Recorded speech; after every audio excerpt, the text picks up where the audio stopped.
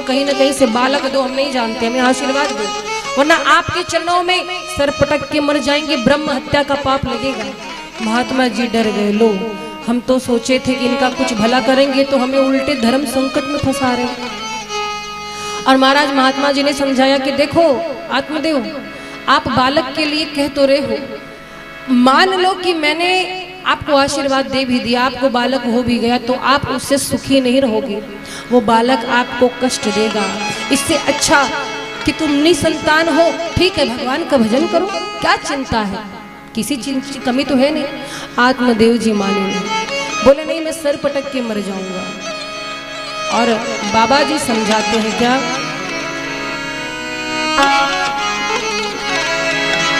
दौलत शोहरत कुटुंब कबीला, दौलत शोहरत कुटुंब कबीला, इनसे नेह कबहू न करी, इनसे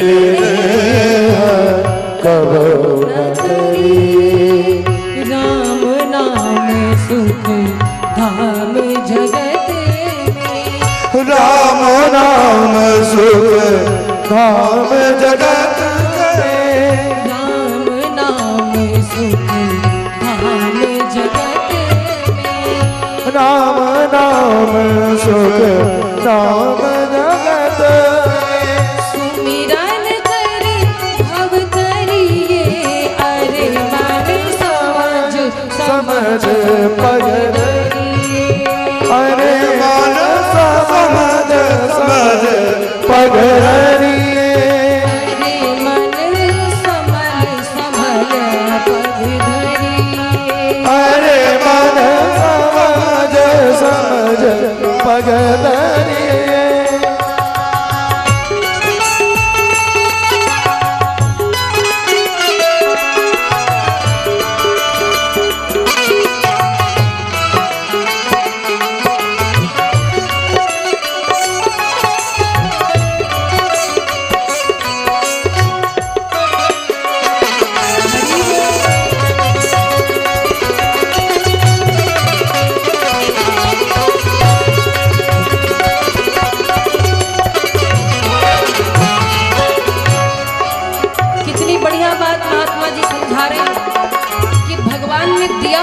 तो आप अपनाते पालन करते कोई बात नहीं, पर नहीं दिया है तो जिद मत करो। आपके भाग्य में नहीं दिया है तो कुछ सोच कर, क्या कहते हैं, दौलत शोहरत कुटुंब कबीला, दौलत शोहरत कुटुंब कबीला, दौलत शोहरत कुटुंब कबीला, दौलत शोहरत कुटुंब कबीला, इनसे नेह कबहू न करी, इनसे नेह कबहू न करी। राम नाम सुख धाम जगत में, राम नाम सुख धाम जगत में, राम नाम सुख धाम जगत में, राम नाम सुख धाम जगत में। सुमिरन कर भव तरिए, अरे मन समझ समझ पग धरिए, अरे मन समझ समझ पग धरिए, अरे मन समझ समझ पग धरिए, अरे मन समझ समझ पग धरिए।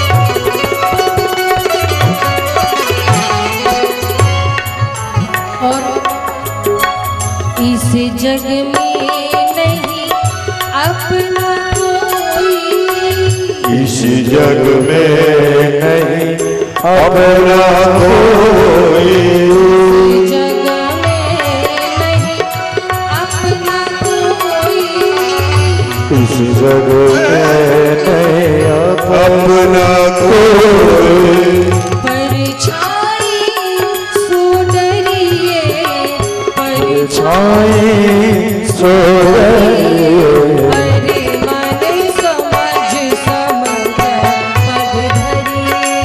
अरे मन समझ समझ पग धरिए,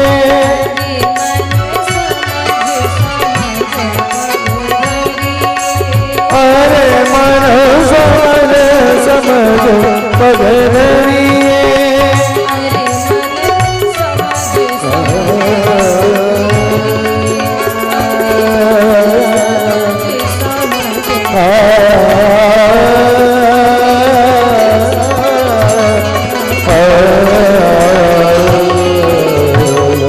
पग धरिए, क्या कहा महात्मा जी ने? हरि मन संभल संभल पग धरिए। संसार में बहुत सोच समझ के कदम रखना पड़ता है। महात्मा जी ने समझाया। आत्मदेव जी कहते हैं, अरे आप तो हो बाबा सन्यासी, आपको क्या पता। जब छोटा सा बालक गोद में आके पापा पापा कहता है कितना अच्छा लगता है। आप तो सन्यासी हो, आपको क्या पता इस सुख से आप तो वंचित हो। बाबा जी सोचते हैं हमको सिखा रहे हैं। बहुत प्रार्थना की, जिद पे अड़ गए आत्मदेव। महात्मा जी ने कहा कि ये मर जाएगा तो ब्रह्म हत्या का पाप लगेगा, ये ब्राह्मण है। महात्मा जी कहते हैं, अच्छा छोड़ो मेरे चलो, मैं इतना कर सकता हूँ कि एक फल मैं तुमको दे रहा हूँ, कुछ नियम बताता हूँ, अपनी पत्नी को खिला देना। फल दिया महात्मा जी ने और कहा आपको सुखपूर्वक बालक होगा, लेकिन नियम करना। आत्मदेव जी बड़े भोले वाले थे, सीधे साधे, पर उनकी पत्नी वैसे ही बिल्कुल उल्टी बुद्धि की। नाम था धुंधली देवी। जिसका नाम ही धुंधला हो, जरा सोच उसका काम कैसा होगा। धुंधली देवी कैसी थी? लड़ने में एक नंबर। और महाराज पति ने ला करके फल दिया, धुंधली देवी ने बहाना किया, उस फल को खाया नहीं। क्या किया? बोली महात्मा जी का दिया फल है, मैं इसे खाऊंगी नहीं, पर फेंक भी नहीं सकती, गाय को खिला दी। आत्मदेव जी ने एक गाय पाल रखी थी, ना तो आत्मदेव जी को कोई संतान हो रही थी, ना उस गाय को। तो क्या किया? उनकी पत्नी ने फल खिला दिया गाय को। अपनी सखी से बोली, बहन मैं गर्भवती नहीं होना चाहती। क्यों? बोली मैं गर्भवती हो जाऊंगी तो बड़ी समस्या हो जाएगी, कहीं मेरा बालक भी सुखदेव जी की तरह 12 वर्ष गर्भ में रह गया तो मेरा क्या होगा। इतनी दूर की, कुछ लोग दूरदर्शी होते, बड़ी दूर की सोचते हैं। धुंधली देवी कहती है, कहीं मैंने फल खा लिया और गर्भ धारण किया, और कहीं गांव में डकैत तो कहता गए, चोरी वोरी हुई तो सब भागेंगे तो मैं कैसे भागूंगी, कहीं गांव में आग लग गई तो मैं कैसे भागूंगी। उसकी सखी बोली, तू भी ना, एक तो तेरी संतान नहीं हो रही, तेरे पति ने इतना प्रयत्न किया, तुझे तो महात्मा जी का आशीर्वाद मिला, तू प्रपंच कर रही है। धुंधली देवी कहती, नहीं बहन तू नहीं जानती है, कहीं मैं गर्भवती हुई, अब मेरी सेवा के लिए मेरी ननद आएगी, बहुत चोटी है, चोरी करके सब ले जाएगी, मैं तो रहूंगी बिस्तर पे, सारा घर का सामान समेट ले जाएगी, कौन देख रेख करेगा।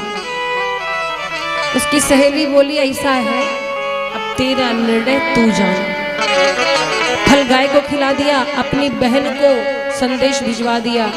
बहन आई, क्या समस्या है? बोली ऐसी सी बात है, पति ने फल ला कर दिया था, मैं तो गाय को दे दी, अब मुझे बालक कैसे मिलेगा, मैं झूठ कैसे बोलूंगी। बहन कहती है कि कोई बात नहीं, मैं भी गर्भवती हूँ, जब मेरे बालक हो जाएगा चुपके से मैं तुझको दे दूंगी, तू लालन पालन कर देना, कभी कभी बीच बीच में मैं आ जाया करूंगी मिलने, और मेरे पति को थोड़ा पैसा दे देना इसके बदले, तो मेरा पति भी इस में तुम्हारा सहयोग करेगा, और तब तक गर्भवती होने का नाटक कर। धुंधली देवी बोली, ये बढ़िया है, शॉर्टकट का जमाना है आजकल महाराज, हर कोई सब कुछ शॉर्टकट में करना चाहता है, ये सबकी समस्या है। मेहनत कुछ ना करना पड़े, कष्ट कुछ ना उठाना पड़े, जितनी जल्दी हमको परिणाम मिल जाए उतना ही अच्छा है, ये लोग चाहते हैं। आजकल तो महाराज कथा सुनने कम, लोग टोटका सुनने ज़्यादा आते हैं। उपाय बताइए कोई। हमारे पास तो बहुत सारे भक्त आते हैं। एक तो बड़ी विचित्र बात हुई एक जगह, लोग भाई देखिए धर्म से जुड़ी चर्चा करें कोई बात नहीं कि हमें ये व्रत कैसे करना है या हम कितना भजन करें, चलो आप भगवत चर्चा करो, अच्छी बात है। लेकिन कुछ कुछ माताएं तो ऐसे विचित्र प्रश्न लेकर के आती हैं तो हम भी सोचते हैं कि इनको क्या जवाब दें। एक जगह हम कथा करने गए तो मैया मुझसे मिलने के लिए आई, तो बोले कि बड़ी परेशानी है देवी जी, कुछ कष्ट काटिए। हमने कहा देखिए हम कष्ट काटने वाले कोई नहीं, हम कोई चमत्कार नहीं करते, हम केवल भगवान की कथा सुनाते। कष्ट काटेंगे तो केवल प्रभु काटेंगे, हम आपको बरगलाएंगे नहीं, और ना हमें ज्योतिष का ज्ञान है भाई कि हम आपको टोटका बताएंगे। हाँ, जो शास्त्रों में लिखा है, जो मुझे थोड़ा बहुत गुरुजनों से मिला, मैं वो आपको बता सकती हूँ। वैसे माता जी आपकी समस्या क्या है? अब जरा सुनो समस्या क्या थी मैया। बहुत सारे केस हमारे पास आते रहते हैं, हम निदान करें चाहे नहीं आते हैं। कोई बोलता है बेटी की शादी नहीं हो रही, हम बोलते हैं आप भगवान के शरण में ये प्रार्थना करो। लेकिन एक मैया तो हद ही कर दी, बोले देवी जी हमारे यहाँ चींटी बहुत लगती है, क्या करें? हमने कहा मेरे घर भी लगती है, बरसात में सबके यहाँ लगती है, क्या करें बताओ। अब इतना बड़ा प्रश्न पूछने के लिए वो 4 किलोमीटर पैदल चल के हमारे पास आए थे। देवी जी हमारे यहाँ चींटी लगती। हमने कहा हद है, धन्य ऐसे भक्त। तो महाराज संत मिले तो उनसे जगत के बारे में मत पूछो, पूछना है तो भगवान के बारे में पूछो। ऐसा कुछ पूछो कि आपका कल्याण हो। निरर्थक बातें करने से क्या अर्थ? और धुंधली देवी है कि निरर्थक बातें करी जा रही है, निरर्थक बातें करी जा रही है। फल को नहीं खाया, पति से झूठ बोल दी। कुछ दिन बाद गाय गर्भवती हुई, गाय से जो पुत्र उत्पन्न हुआ उनका नाम गोकर्ण महाराज पड़ा। बोलिए गोकर्ण जी महाराज की।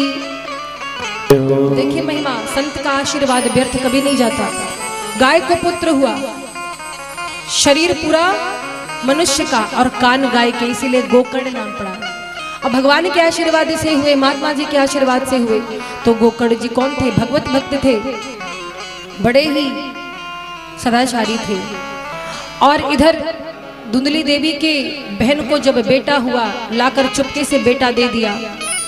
धुंधली देवी ने पूरे गांव में ढिढोरा पिटवा दिया, मेरे सुखपूर्वक बालक हो गया। नामकरण की बारी आई, बोली अपने बेटे का नाम मैं रखूंगी, मेरा बेटा है। क्या नाम रखा? धुंधकारी।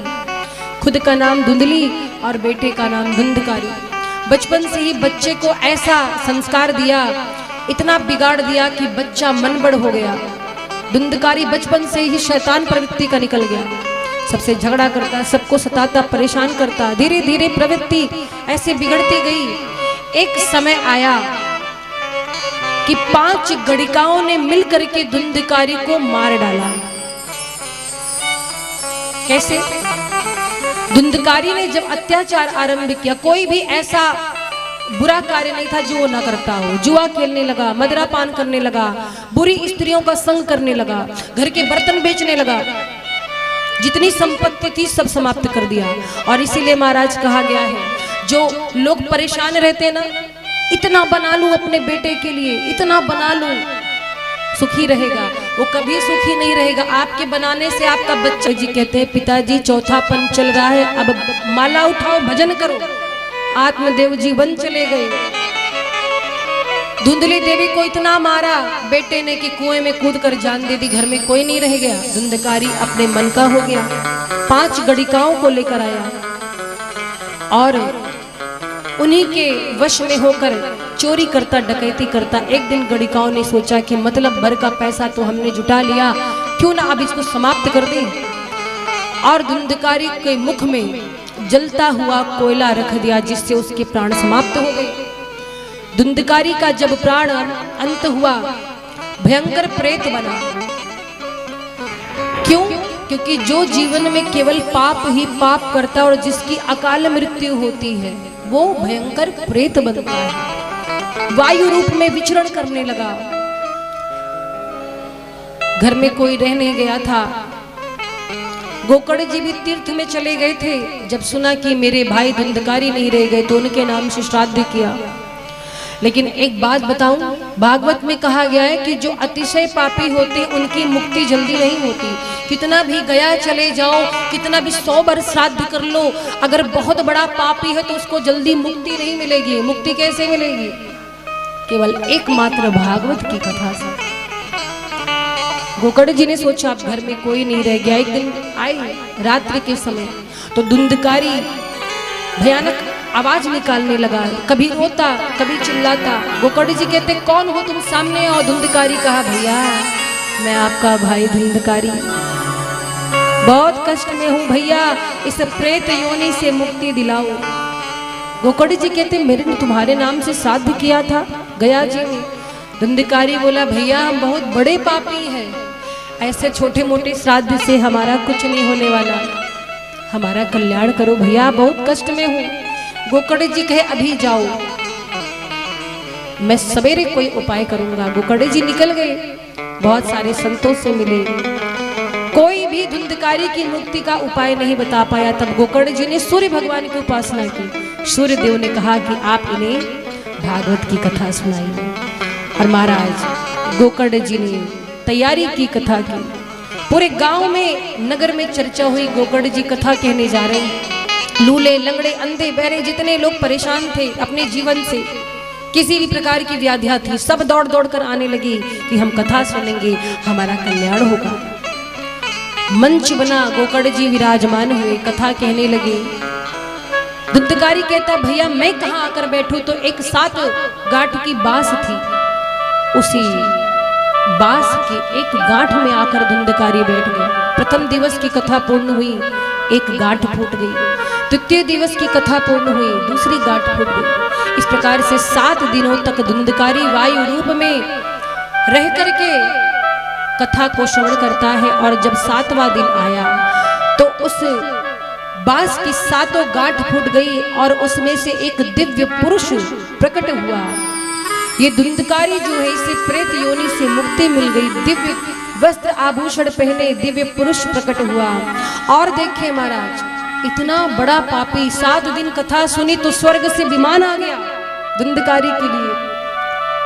जरा विचार करिए कितनी महान है, क्या महत्व है इस भागवत कथा का। अतिशय पापी जिसने जीवन में केवल पाप किया था उसकी भी मुक्ति हो गई।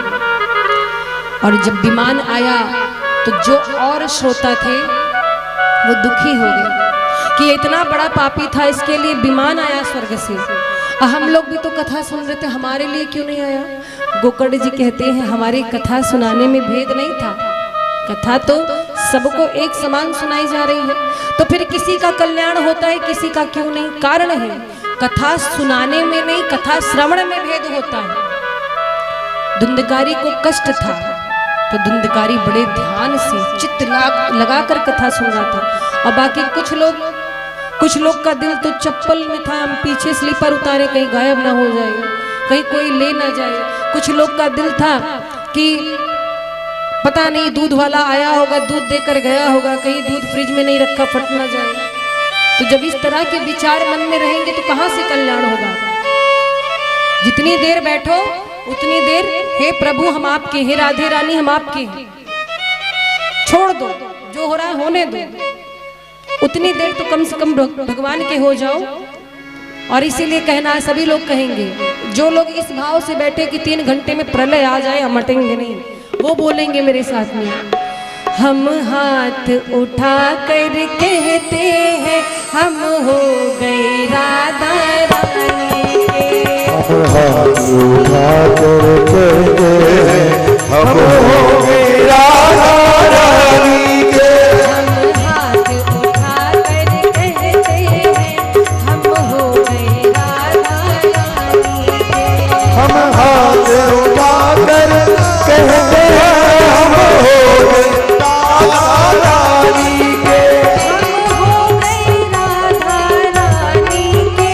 हम हो गए राधा रानी के। हम हो गए राधा रानी के।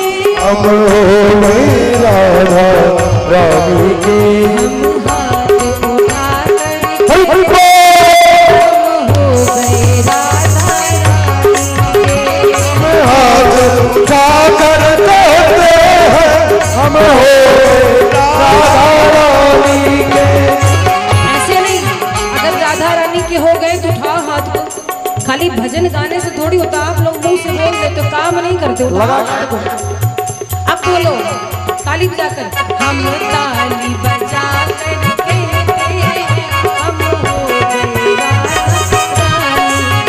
हम ताली बजा कर कहते हैं हम हो गए राधा रानी के। हाथ उठा कर कहते हैं हम हो गए राधा रानी के।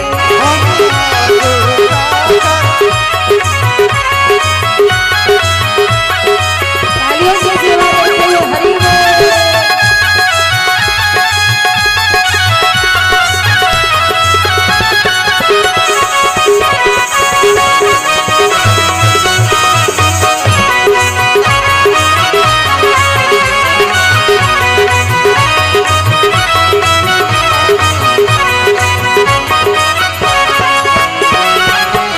और जो भजन गाया जा रहा है उसको आपको भी बोलना है। सभी लोग बोलेंगे ना? मेरी आवाज सुनाई दे रही है? बिल्कुल स्पष्ट सुनाई दे रही है? बहाना मत करना कि आवाज नहीं आ रही थी इसीलिए पूछ रहे हैं। बोलो, हम कल थे राधा रानी के। हम कल थे राधा रानी के। हम आज भी राधा रानी के। हम आज भी राधा रानी के। हम कल थे राधा रानी के। हम कल थे राधा रानी के। हम आज भी राधा रानी के।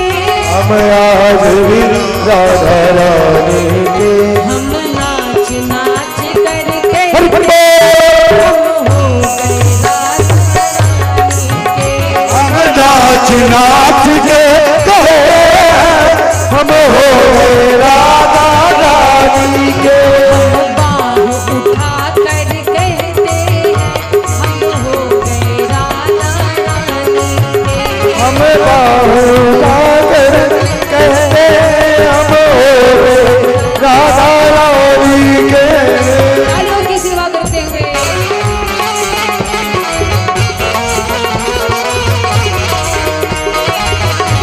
हरि हरि बोल।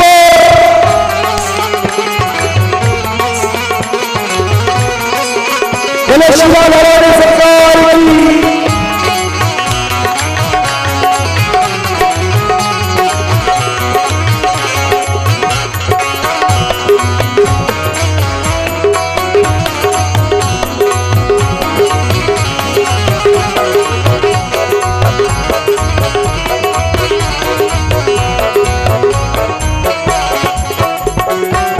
और कोई भला कहे कोई बुरा कहे। कोई भला कहे कोई बुरा कहे। अरे कहने दो जी कहता रहे। अरे कहने दो जी कहता रहे। कोई भला कहे कोई बुरा कहे। कोई भला कहे कोई बुरा कहे। अरे कहने दो जी कहता और कहने को जी कहता रहे। रहे। हम ताली बजा कर कहते हैं हम हो गए। ताली बजा कर कहते हम हो गए राधा रानी के। हाथ उठा कर कहते हैं हम हो गए राधा रानी के। हम हाथ उठा कर कहते हैं हम हो गए राधा रानी के। नाच नाच कर कहते हैं हम हो गए राधा रानी के। हम कहते हैं हम हो गए राधा रानी के। हम नाच नाच कर कहते हैं हम हो गए राधा रानी के। हम हो गए राधा रानी के। हम हो गए राधा रानी के। हम हो गए राधा रानी के। हम हो गए राधा रानी के। हम ताली बजा कर कहते हैं हम हो गए राधा रानी के। बोली बरसाने वाली की जय। तुम्हारा जी श्रीमद् भागवत की कथा के श्रवण से अतिशय पापी हिंदकारी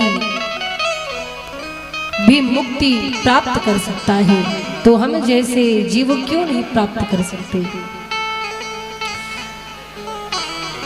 आगे चर्चा करते हैं। श्रीमद् भागवत महापुराण में सप्ताह ज्ञान यज्ञ की विधि बताई गई है। ये जो भागवत की कथा होती है इसकी विधि क्या है? देखिए विधियां तो बहुत सारी हैं, कुछ मुख्य विधियों पर चर्चा करेंगे हम। बहुत से लोगों के मन में होता है कि हम भी भागवत की कथा सुने। किसको किसको सुननी चाहिए भागवत? देखो भागवत की कथा कोई भी सुन सकता है, बहुत अच्छी बात है। यहाँ कितने सारे भक्तों ने हाथ उठाया, आप सब भागवत सुनना चाहते हैं, सामूहिक रूप से सुन रहे हैं। व्यक्तिगत रूप से कितने लोग सुनना चाहते मेरे घर में व्यक्तिगत रूप से भागवत हो। जय हो जय हो। एक बार अपने लिए आप लोग ताली बजाओ, बड़े प्यारे भक्त हैं यहाँ। तो नियम जो बताए गए श्रवण कर लीजिए। सप्ताह ज्ञान यज्ञ की विधि, ये सप्ताह ज्ञान यज्ञ 7 दिनों तक क्या नियम करने पड़ते हैं, कैसे भागवत की कथा। अच्छा, कुछ भक्तों के मन में एक प्रश्न होता है, देवी जी हम भी चाहते हैं हमारे यहाँ भागवत हो, खर्चा कितना आता है, क्या खर्चा आता है? देखिए धर्म कार्य में कोई राशि निर्धारित नहीं है, बहुत सत्य बात आपको बता रहे हैं। 1 रुपए से लेकर 1 करोड़ तक आप भागवत करा सकते हैं, ये आपकी श्रद्धा पर, आपके सामर्थ्य पर है। इच्छा सबकी होती है, ठाकुर जी की कृपा बनी रहे, बिल्कुल हो, भगवान करे आप सब लोग भागवत सुनो। जीवन में जब भी आपको भगवान ने सामर्थ्य प्रदान करें, आप कथा सुनो। तो सनकादिक ऋषियों ने सप्ताह ज्ञान यज्ञ की जो विधि बताई है, आइए बताते हैं आपको। सबसे पहले कहा गया है कि कथा का संकल्प जब आप मन में लें कि हमें कथा करनी है और हमारी ये मनोकामना है, मन में विचार आया, तो आपको किसी अच्छे ज्योतिषी विद्वान से, ज्योतिषी से मिल करके सबसे पहले मुहूर्त पूछना चाहिए। और इसमें कहा गया है कि भागवत कथा के लिए प्रबंध ऐसा होना चाहिए जैसे आप घर में अपने बेटी का विवाह करते हो ना, उतना। अब बेटी का विवाह आप किस प्रकार से करते हैं, आप क्या विधि है, कितना आपका सामर्थ्य है, कितना आप कर सकते हैं, वो आपके ऊपर है। जितना आपसे हो सके, ईश्वर ने आपको दिया है तो करिए, ऐसी बात नहीं है कि नहीं कर सकते, बिल्कुल कर सकते हैं। तो जैसे बेटी के विवाह में प्रबंध करते हैं, घर को सजाते हैं, बढ़िया साफ सफाई करते हैं, तो वैसे ही विवाह की भांति प्रबंध इसमें होता है। और कौन कौन सा महीना भागवत की कथा को श्रवण करने के लिए श्रेष्ठ बताया गया है, तो भाद्रपद यानी भादव अभी चल रहा है ना, ये माह बड़ा अच्छा है। और देखिए कितनी सुंदर बात है, भादव के महीने में भले ही आप व्यक्तिगत नहीं सुन रहे, सामूहिक रूप से सुन रहे, पर कथा सुन तो रहे ना। एक बार अशोक जी के लिए तालियां बजा देंगे सभी लोग। आदरणीय अशोक भैया जी, जिनका अथक प्रयास रहा है कि यहाँ प्रत्येक वर्ष भागवत कथा हो, और बड़ी मेहनत करते, परिश्रम करते हैं, कहाँ से चुन चुन करके लोगों को आपके बीच में प्रस्तुत करते हैं। इतनी सारी व्यवस्था, कितना सुंदर पंडाल इत्यादि लगवाया है, और इसके बाद यहाँ पर सब व्यवस्था करना, दौड़ते ही रहते हैं। हालांकि इस कार्य में आप सभी का सहयोग है, मुझे तो ये पता है, तन मन धन से आप सभी सहयोग किए हैं, इसके लिए आप सभी का बहुत बहुत आभार। और बहुत अच्छा लगता है ये एकता देख करके, ये प्रेम देख करके, जब समाज में एकता होती, प्रेम होता है, कथा के प्रति इतनी जागरूकता होती, और वो मैंने मधेपुरा के भक्तों में देखा। एक बार मधेपुरा के इन भक्तों के लिए जोरदार तालियां हो जाए। ये सब जो महिमा है भगवान की है, और कहीं ना कहीं ये आप सबके योगदान का फल है, जो हम यहाँ पर अयोध्या से चल कर आए, कथा आपको सुना रहे हैं, ये आप लोग की महिमा है। आप सुनेंगे नहीं तो हम सुनाएंगे क्या? आप सुनना चाहते इसलिए हम सुना रहे हैं ना। तो भाद्रपद का महीना बड़ा श्रेष्ठ है। अश्विन, कार्तिक, मार्गशीर्ष, आषाढ़, ये 6 माह बड़ा ही श्रेष्ठ बताया गया है। ये मोक्ष प्राप्ति के लिए सर्वोत्तम महीना होता है। और महाराज ऐसा कहा गया है कि भद्रा, जब भद्रा हो तो कथा नहीं सुननी चाहिए। भद्रा हुआ, व्यतिपात, ऐसे कुयोगों में भागवत की कथा नहीं सुनी जाती। और इस कथा को ये प्रयास रहे कि सहयोग से करना चाहिए, सबके सहयोग से करें। जब भी आप कथा करा रहे हैं तो ऐसा प्रबंध करें कि दूर दूर तक जरूर आप लोगों को संदेश दे। जितने लोग इस कथा को सुनेंगे, जितने ज्यादा, उतने ही आप पुण्य के भागी होंगे। तो ज्यादा से ज्यादा लोग कथा को सुने, ऐसा प्रयास हो। निमंत्रण भेजना चाहिए अपने रिश्तेदारों को, कोई कितना भी दूर हो, आपका कर्तव्य है वो आप आए चाहे नहीं, आपका कर्तव्य है कि आप उसको बुलाएं कि भैया हमारे यहाँ भागवत हो रही, आइए कथा सुनिए, अपने जीवन को धन्य बनाइए। और फिर जिनको आपने बुलाया है उनका सम्मान करो। सबसे बड़ी बात ये है, बुला लेना बड़ी बात नहीं है, बुला करके आपको सम्मान करना है, उनके रहने की व्यवस्था, उनके भोजन की व्यवस्था। और कथा आप अपने घर पे भी सुन सकते हैं। यदि घर में व्यवस्था नहीं है तो आप किसी तीर्थ में भी सुन सकते हैं कथा, ऐसा नियम है।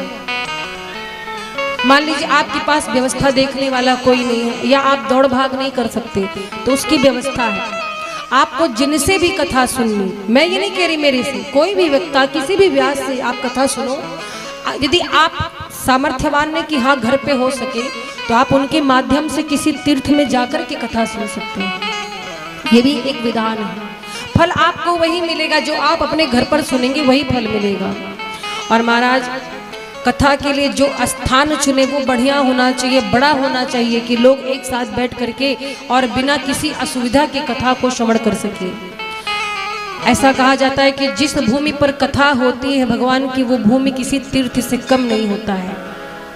वो मिट्टी, जिस मिट्टी पर भगवान की कथा होती है वो तीर्थ के समान हो जाती है। तो जिस भूमि पर कथा, उसे बढ़िया गाय के गोबर से लीप करके शुद्ध करना चाहिए। केले के पत्ते, तुलसी के पौधे अवश्य रखना चाहिए। और महाराज सुंदर मंडप बनवाना चाहिए। जैसे आप बेटी के विवाह में बढ़िया टेंट लगवाते हैं, मंडप बनवाते हैं ना, वैसे साज सज्जा करें। और दुखी होकर के नहीं, खुश होकर के भागवत की कथा कराएं। दुखी होकर के कराएंगे तो फल नहीं मिलेगा, खुश होकर के दिल से बिल्कुल। और बताया गया है कि जब आप कोई वक्ता बुलाते हैं तो ये ध्यान दें कि वक्ता ब्राह्मण होना चाहिए। मुझे कहना तो नहीं चाहिए, और आप ये मत सोचिएगा कि मैं व्यासपीठ से किसी की बुराई कर रही हूँ, मैं कोई बुराई नहीं कर रही, पर आजकल लोग किसी से भी कथा करा लेते हैं। यहाँ पर मैं जातिवाद नहीं फैला रही है, मत सोचना कहीं कहीं लोग बुरा मान जाते कि आप ब्राह्मणों को बढ़ावा दे रहे हैं। देखो जो बात शास्त्र कहते हैं मैं वही कह रही हूँ। हमारे यहाँ सनातन धर्म में 16 संस्कार बताए गए, जन्म से मृत्यु तक। अच्छा आप बताओ, कभी कोई संस्कार करना होता है, बच्चा जन्म लेता है, नामकरण करना है, यज्ञोपवीत करना है, चूड़ाकर्म करना, कोई भी संस्कार है, किसको बुलाते हैं? ब्राह्मण ही आते हैं ना, ब्राह्मण को बुलाते हैं। क्यों ब्राह्मण को बुलाते हैं? ब्राह्मण का कर्तव्य है पूजा पाठ कराना, उनका अधिकार है दान लेना, इसीलिए तो इसीलिए व्यासपीठ पर ये ध्यान रखें कि जो वक्ता बैठे वो ब्राह्मण ही, वरना आप कितना भी मेहनत कर लो सब व्यर्थ है। और ये हम अपने से बना के नहीं कह रहे, ये भागवत जी में लिखा, इसलिए हमने चर्चा की। तो वक्ता ब्राह्मण होना चाहिए, वैष्णव होना चाहिए, दीक्षित होना चाहिए, गुरुमुखी होना चाहिए। ऐसे किसी को बुला नहीं लो जिसकी ना कोई मर्यादा हो, ना वो गुरु से ज्ञान प्राप्त किया हो, इस बात का ध्यान रखें। और महाराज आगे कहा गया है कि वक्ता ऐसा होना चाहिए, कितना भी ज्ञानी हो, लेकिन इस समाज में बैठ करके हर वर्ग के लोग कथा सुन रहे हैं, कोई पढ़े हैं कोई नहीं पढ़े हैं। तो ऐसा नहीं कि बस संस्कृत में हम बाँचे जा रहे हैं, अब जो विद्वान है वो तो सर हिला हिला के सुन रहे, बाकी लोग के सर के ऊपर से निकल जाए, ऐसी कथा नहीं होनी चाहिए। हर व्यक्ति को कथा समझ में आए, ये वक्ता का कर्तव्य है, स्पष्ट समझाए उदाहरण के माध्यम से। कोई पढ़ा हो ना पढ़ा हो, किसी भी वर्ग का हो, हर कोई कथा से प्रेरित हो, ऐसा वक्ता होना चाहिए, ऐसे वक्ता का प्रयास होना चाहिए। और वक्ता के साथ में एक आचार्य जरूर होने चाहिए जो 18,000 श्लोकों का पारायण करे। ध्यान रखिएगा, क्योंकि कोई भी वक्ता व्यासपीठ से 18,000 श्लोक आपको नहीं सुना सकता। 7 दिनों में पूरा जीवन कम पड़ जाए महाराज। तो इसके लिए विधान क्या है? मुख्य कथा वक्ता कहता है, लेकिन साथ में जो विद्वान बैठे वो 18,000 श्लोकों का पारायण करें, ताकि कुछ छूट ना जाए, आपका संकल्प पूर्ण हो। और नियम ये भी है कि इसमें यदि आप व्रत रख सकते हैं तो व्रत रख करके कथा को सुने, और अगर नहीं रख सकते तो एक समय भोजन कर सकते हैं। सुबह फलाहार रहे, फलाहार करके बैठे, पर भोजन भी ऐसा हो जो आपकी कथा श्रवण में बाधा ना दे। सरल भोजन, बिल्कुल सात्विक, और जितना हो सके बढ़ चढ़ करके दान पुण्य करें। 7 दिनों तक पूजन में बैठे, संकल्प ले कथा का। और दान का बहुत बड़ा विधान है, अपने सामर्थ्य के अनुसार आप गौदान, भूमि दान, स्वर्ण दान, अन्न दान, कोई भी दान कर सकते हैं, ये आपके सामर्थ्य पर है। तो महाराज इस प्रकार से जिनको आपने बुलाया है, बढ़िया उनकी सेवा करें और विदाई करें। इस प्रकार से कथा को श्रवण करके आप अपना जीवन धन्य बना सकते हैं, अपने साथ साथ और सभी का कल्याण कर सकते हैं। क्योंकि कथा जब होती है भाई, माइक लगता है, साउंड सब लगता है, तो 2, 4, 10 जो बैठे वो सुनते, लेकिन जहां जहां तक आवाज जा रही है, जिसके जिसके कान में कथा के शब्द पड़ रहे हैं, उसका जीवन धन्य हो रहा है। और इस सब का पुण्य लाभ यजमान को मिलता है। हमारे मुख्य यजमान जी विक्की भैया और भाभी जी का क्या नाम है? जागृति सर्राफ। एक बार इनके लिए तालियां हो जाएं। हमारे ये मुख्य यजमान है इस बार कथा की, तो इस बार सारी व्यवस्था इनकी तरफ से है। हम लोगों की रहने की, भोजन की व्यवस्था, बहुत सारी व्यवस्था है। एक बार पुनः मैं चाहती हूँ जोरदार तालियां सभी बजाएं। और मैं तो यही कामना करूंगी प्रभु से कि बार बार आपको ये अवसर मिले जीवन में, आप कथा कराएं, कथा के यजमान बने, आपका कल्याण हो, जीवन धन्य हो। और आपके साथ साथ जो भी भक्त इस प्रांगण में कथा को श्रवण कर रहे हैं, उनका जीवन धन्य हो, कल्याण हो। बोली राधे रानी सरकार की जय। तो महाराज इस प्रकार से सप्ताह ज्ञान यज्ञ का वर्णन किया गया है। आगे वर्णन आता है कि भगवान के अवतार कितने हैं। श्रीमद् भागवत महापुराण में वैसे तो देखिए भगवान के अवतार बहुत हैं, भगवान के असंख्य अवतार हैं, पर भागवत महापुराण में भगवान के 24 अवतारों का वर्णन किया गया है। उसमें से कुछ अंशा अवतार हैं, कुछ कला अवतार हैं और कुछ पूर्णावतार हैं। तो भगवान का जो पहला अवतार हुआ शौनकादिक ऋषियों के रूप में हुआ, सनक सनंदन सनातन सनत कुमार, ये पहला अवतार हुआ। दूसरा अवतार वाराह रूप में भगवान आए। वाराह भगवान की कथा सुनी आपने। पृथ्वी जब रसातल में चली गई थी तो वाराह भगवान उत्पन्न हुए ब्रह्मा जी के नासा छिद्र से, और क्या किया? पृथ्वी को रसातल से बाहर निकाला, हिरण्याक्ष का वध किया। तो वाराह भगवान का दूसरा अवतार हुआ। तीसरा संत श्री नारद जी। नारद जी कौन है? भगवान के ही अवतार हैं। चौथा अवतार है भगवान का नर और नारायण का। पांचवा है भगवान श्री कपिल देव जी, जो माता देवहूति के द्वारा उत्पन्न हुए और कपिलोपाख्यान का उपदेश किया है, कपिल भगवान। छठे हैं दत्तात्रेय जी, जिन्होंने अपने जीवन में 24 गुरु बनाए, हर किसी को गुरु बनाया। जीवन में देखो सीखने की जो परंपरा है वो कभी समाप्त नहीं होती, कोई अपने आप में पूर्ण नहीं होता। जीवन में हर घटना, हर व्यक्ति हमें कुछ ना कुछ सिखाती है, से सिखाता है। तो 7वां जो अवतार हुआ यज्ञ भगवान का हुआ। 8वां अवतार श्री ऋषभ देव जी का हुआ। 9वां अवतार पृथु जी के रूप में हुआ। 10वां अवतार मत्स्य अवतार हुआ। भगवान का जो 11वां अवतार हुआ कच्छप के रूप में हुआ। आगे चर्चा करेंगे। जब मंदराचल पर्वत डूब रहा था तो भगवान कच्छप रूप, कछुए का रूप धारण किए थे, कच्छपा अवतार में आए। 12वां अवतार है धन्वंतरी के रूप में, जो औषधियों के स्वामी हैं। धन्वंतरी के रूप में भगवान अवतरित हुए। 13वां अवतार है मोहिनी।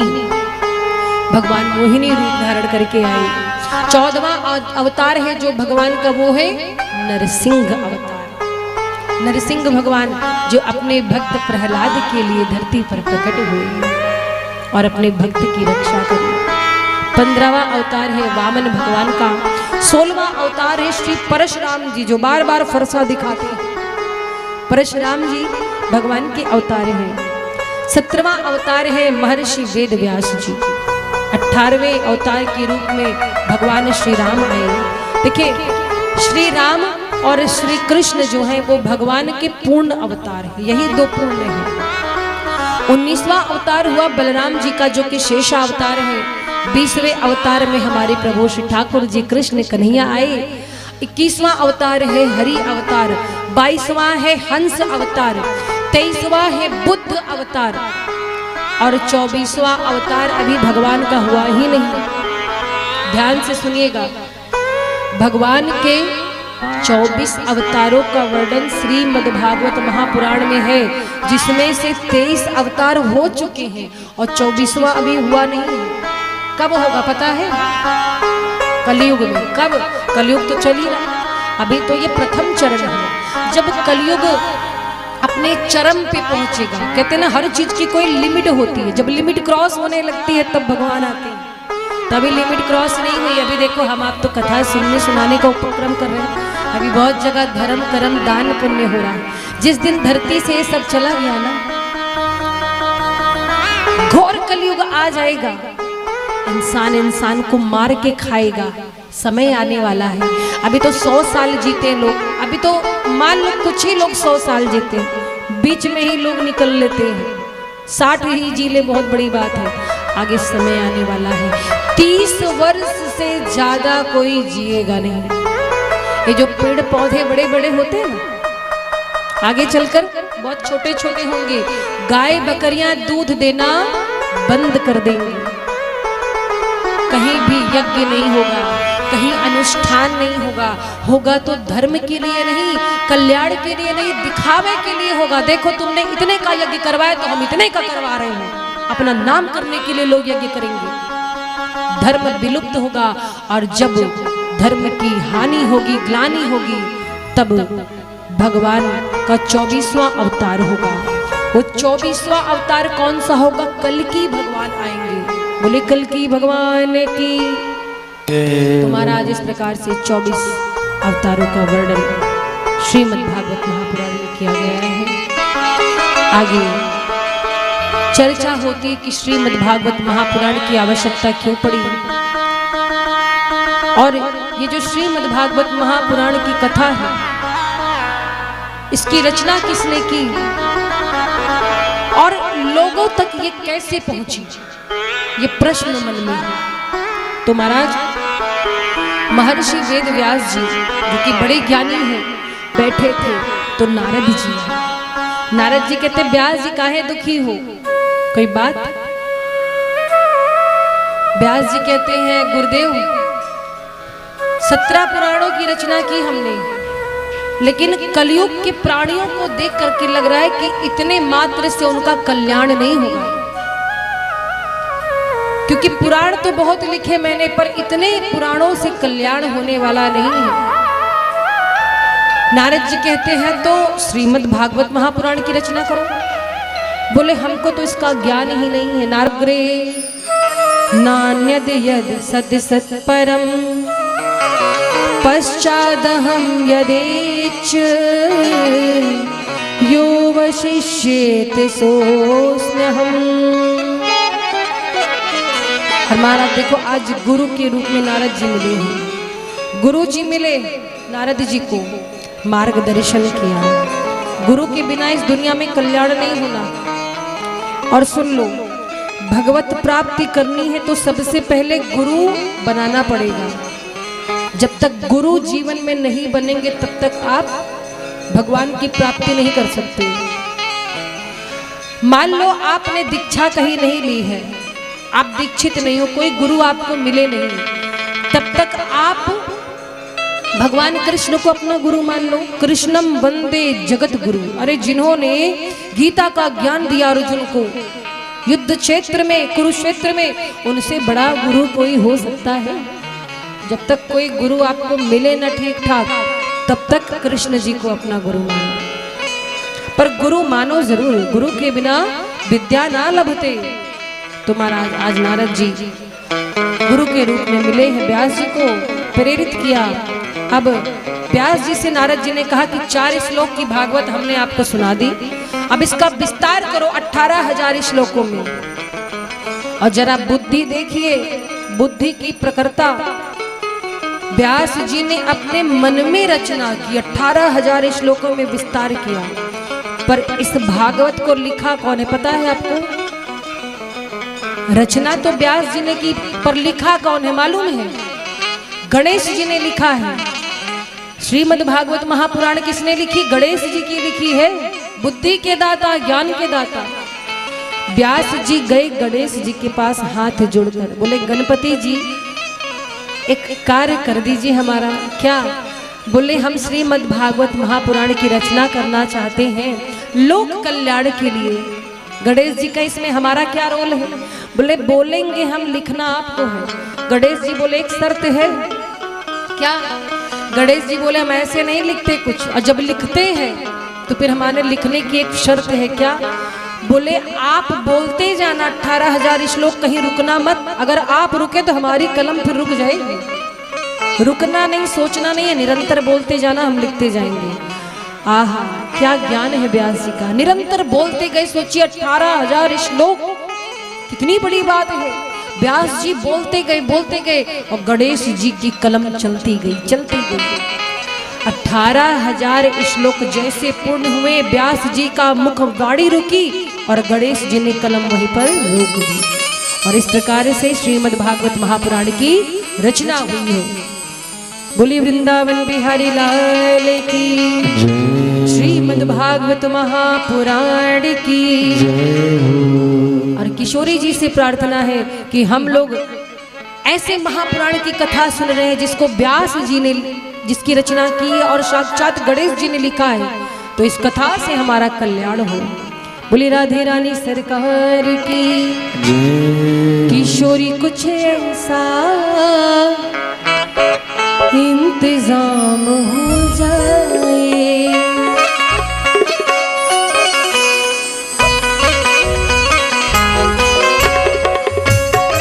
तालियों की सेवा करते हुए। हरि बोल।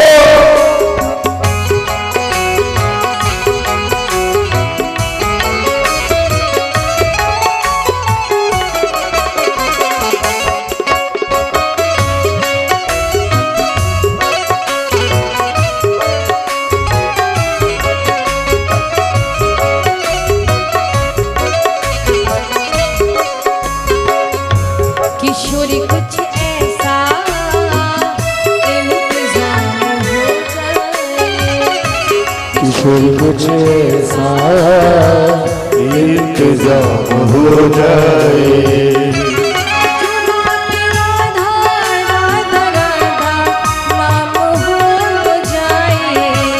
जुबान पे राधा राधा राधा नाम हो जाए। किशोरी कुछ ऐसा इंतजाम हो जाए, किशोरी कुछ ऐसा इंतजाम हो जाए।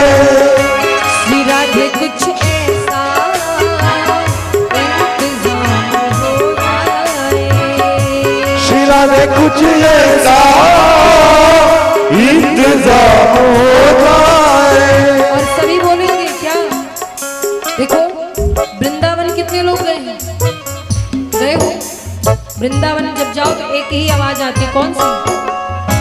हम थोड़ा ऊंचा सुनते हैं, बोलो श्री राधे राधे श्री राधे, श्री राधे श्री राधे राधे श्री राधे,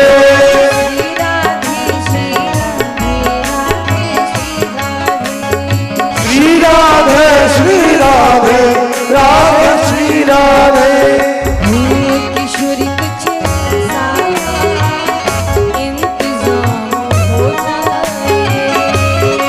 किशोर कुछ ऐसा इंतजाम हो जाए। आपकी सेवा करते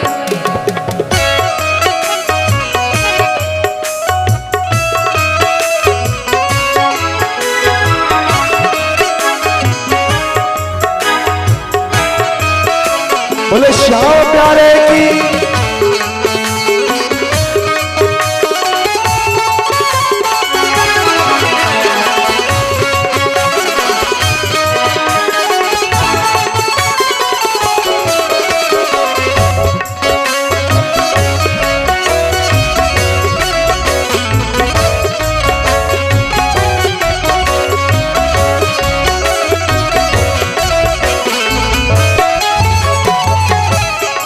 और हे किशोरी जी, जब गिरते हुए मैंने तेरा नाम लिया है, जब गिरते हुए मैंने तेरा नाम लिया है, ओ जब गिरते हुए मैंने तेरा नाम लिया है, जब गिरते हुए मैंने तेरा नाम लिया है, जब गिरते हुए मैंने तेरा नाम लिया है, जब गिरते हुए मैंने तेरा नाम लिया है, गिरने न दिया तूने मुझे थाम लिया है, किशोरी कुछ ऐसा इंतजाम हो जाए, किशोर कुछ ऐसा इंतजाम हो जाए।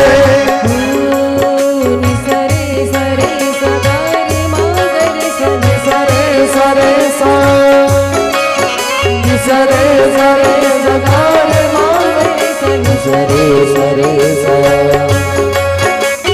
धानी रे रे रे रे रे रे रे रे रे धानी रे सधानी रे सधानी रे सा किशोरी कुछ ऐसा इंतजाम हो जाए, किशोर कुछ ऐसा इंतजाम हो जाए।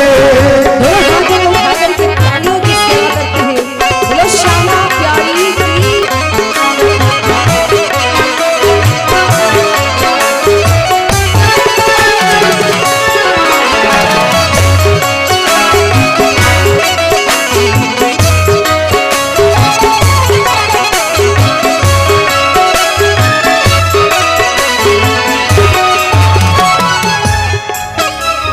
तुम अपने भक्तों पे कृपा करती हो श्री राधे, तुम अपने भक्तों की कृपा करती हो श्री राधे, उनको अपने चरणों में जगह देती हो श्री राधे, तुमको अपने चरणों में जगह देती हो श्री राधे, तुम्हारे चरणों में मेरा मकाम हो जाए, तुम्हारे चरणों में मेरा मकान हो जाए, तुम्हारे चरणों में मेरा मकाम हो जाए। उठाओ हाथ सीधे सीधे, राधे रानी से मिलना है तो, और ताली बजाते हुए किशोरी कुछ ऐसा इंतजाम हो जाए, किशोर कुछ ऐसा इंतजाम हो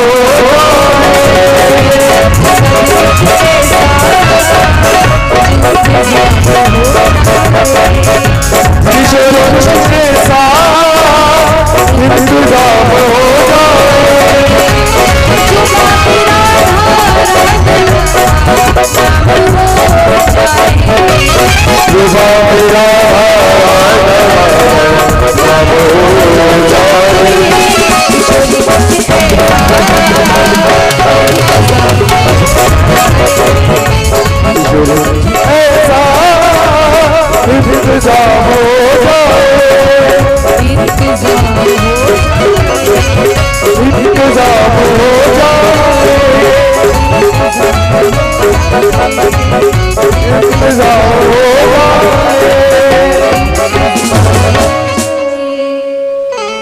किशोरी कुछ ऐसा इंतजाम हो जाए। बोली राधे रानी सरकार की जय हो। महाराज रचना तो हो गई श्रीमद् भागवत महापुराण की, पर रचना के बाद अब इसे लोगों तक कैसे पहुंचाया जाए। व्यास जी ने सोचा कि हमारा एक पुत्र जन्म तो ले लिया, लेकिन लेते ही जन्म चल गया वन की ओर, और वो अवधूत संत है, क्यों ना संघ का अधिकारी नहीं। भगवान की कथा किसको मिलती है? राम कथा के तेहि अधिकारी, जिनको सत्संगति अति प्यारी। जिसने जीवन में अच्छे लोगों का संग नहीं किया है। बहुत बड़ा नास्तिक था, भगवान का नाम लेते चिढ़ जाता था। उससे सारी बात करो, दुनिया का प्रपंच करो, जो कभी कह दो भैया भजन करो, पूजा करो, चिढ़ जाता, हमें ज्ञान मत दो। पूरे परिवार में वही एक ऐसा था जो भगवान के नाम से चिढ़ता था। कभी कोई पूजा पाठ ना करे, कोई सत्कर्म ना करे, उतने ही घर वाले धार्मिक।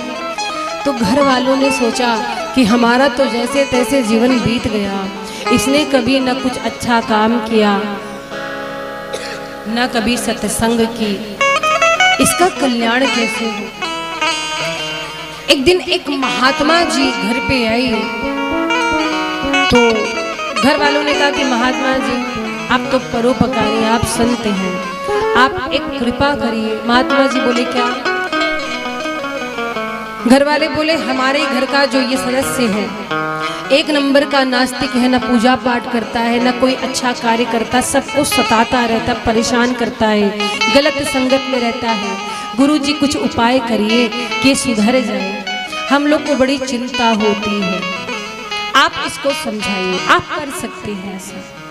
महात्मा जी ने कहा अच्छा ठीक है, हम बात करेंगे इससे। एक दिन महात्मा जी आए, उस व्यक्ति से कहा कि इतना क्यों परेशान करते हो घर वालों को, कुछ अच्छा काम किया करो, काम ऐसा करो कि चार लोग आपको दुआ दे, आपकी प्रशंसा करे, आशीर्वाद मिले। भजन वजन क्यों नहीं करते हो, अच्छा काम क्यों नहीं करते, माता पिता की बात काहे को नहीं मानते। अब वो ऐसे देखा महात्मा जी को, हे महात्मा अपना काम करो, हमें ज्ञान दे मत देना, ज्ञान देने आए हो हमको, हमसे नहीं होगा पूजा पाठ, हम नहीं मानते कोई भगवान भगवान को। महात्मा जी कहे कि देखो सनातन धर्म में तुम्हारा जन्म हुआ है, हिंदू हो, कम से कम राम राम बोला करो, कम से कम कुछ पूजा पाठ किया करो। बोला हमसे नहीं होगा। महात्मा जी समझ गए कि ये पूरा गुरु ही मिला है हमको, ये समझने वाला नहीं, समझाने वाला है। लेकिन देखो जब कोई इस प्रकार का हो, ऐसी बुद्धि का, तो उससे उसी प्रकार से बात करना पड़ता है, जिस भाषा में जिसको समझ में आए वैसे ही बोलना पड़ता है। तो महात्मा जी ने कहा कि देखो भैया तुम मत करो पूजा पाठ, हमसे दोस्ती कर सकते हो, दोस्त बनोगे हमारे? बोला हाँ दोस्ती करेंगे। महात्मा जी ने कहा तुम दोस्ती करो तो पहले शुरुआत तो, फिर आगे क्या करना बताएंगे। महात्मा जी से उसकी मित्रता हो गई। अब महात्मा जी बराबर उसके पास उठने बैठने लगे, आने जाने लगे। काफी समय बीत गया तो थोड़ा एक दूसरे की ओर नजदीक आए। महात्मा जी घंटों बैठ करके बात करते, उससे उसी प्रकार की बात करते जो उसको अच्छा लगता है। एक दिन महात्मा जी ने कहा चलो थोड़ा घूम के आते हैं। उस व्यक्ति को लेकर के गए जंगल की ओर। अकेला एकांत पाकर महात्मा जी बोले अपना दोस्त मानते हो हमको? बोला हाँ दोस्त माना है तो दोस्ती निभाओगी। बोला क्या करना पड़ेगा? महात्मा जी बोले आज मेरा एक काम कर दो, मेरे कहने से एक बार मेरी बात मान लो, जीवन में दोबारा तुमसे कुछ मांगूंगा नहीं। बोला पूजा पाठ तो नहीं करना? महात्मा जी बोले कोई पूजा पाठ नहीं करना, कभी नहीं करना, बस एक बार मेरे कहने से राम कह दो। बोला एक बार? महात्मा जी बोले बस एक बार तुम राम कह दो, इसके बाद गारंटी मैं कभी तुमसे कुछ नहीं कहूंगा, दोस्ती का वास्ता। हंसने लगा। बोला हम एक बार बोल देंगे, जो आप बोल रहे हो तो इसमें आपका कौन सा कल्याण है? महात्मा जी बोले हम अपने कल्याण की कहां सोचते, संत तो परोपकारी होते हैं। नदी कभी अपने लिए जल संचित नहीं करती है, वृक्ष अपने लिए फल नहीं उगाते, खुद नहीं खाते।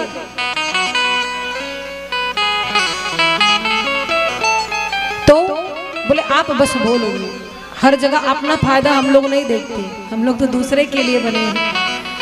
बहुत सोच समझ के बोला, एक बार बोलेंगे। महात्मा जी ने कहा बोलो, बोला राम। महात्मा जी बोले बन गया हमारा काम।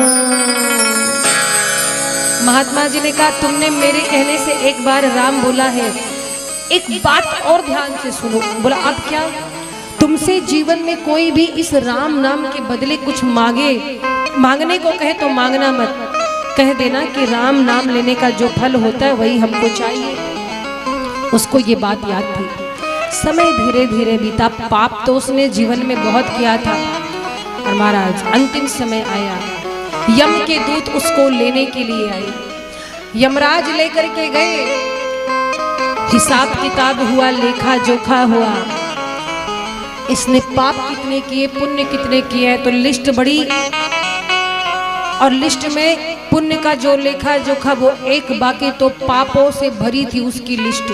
यमदूत बोला सरकार इसने तो जीवन भर पाप ही पाप किया, कोई अच्छा काम किया नहीं। एक बार किसी महात्मा के कहने से इसने राम कहा है, तो यमराज बोले कि इसको तो नरक में जाना ही है, लेकिन इसने एक अच्छा काम भी किया, तो चलो उसके बदले पहले इसको कुछ दे देते हैं, फिर इसको तो हम नरक में भेजेंगे ही गारंटी के साथ। यमराज बोले क्यों जी, तुमने एक बार राम जी का नाम लिया, बोलो क्या चाहिए इसके बदले? आज उसको सत्संग एक क्षण का याद आ गया, महात्मा जी की बात याद आ गई कि नाम के बदले कुछ मांगना है।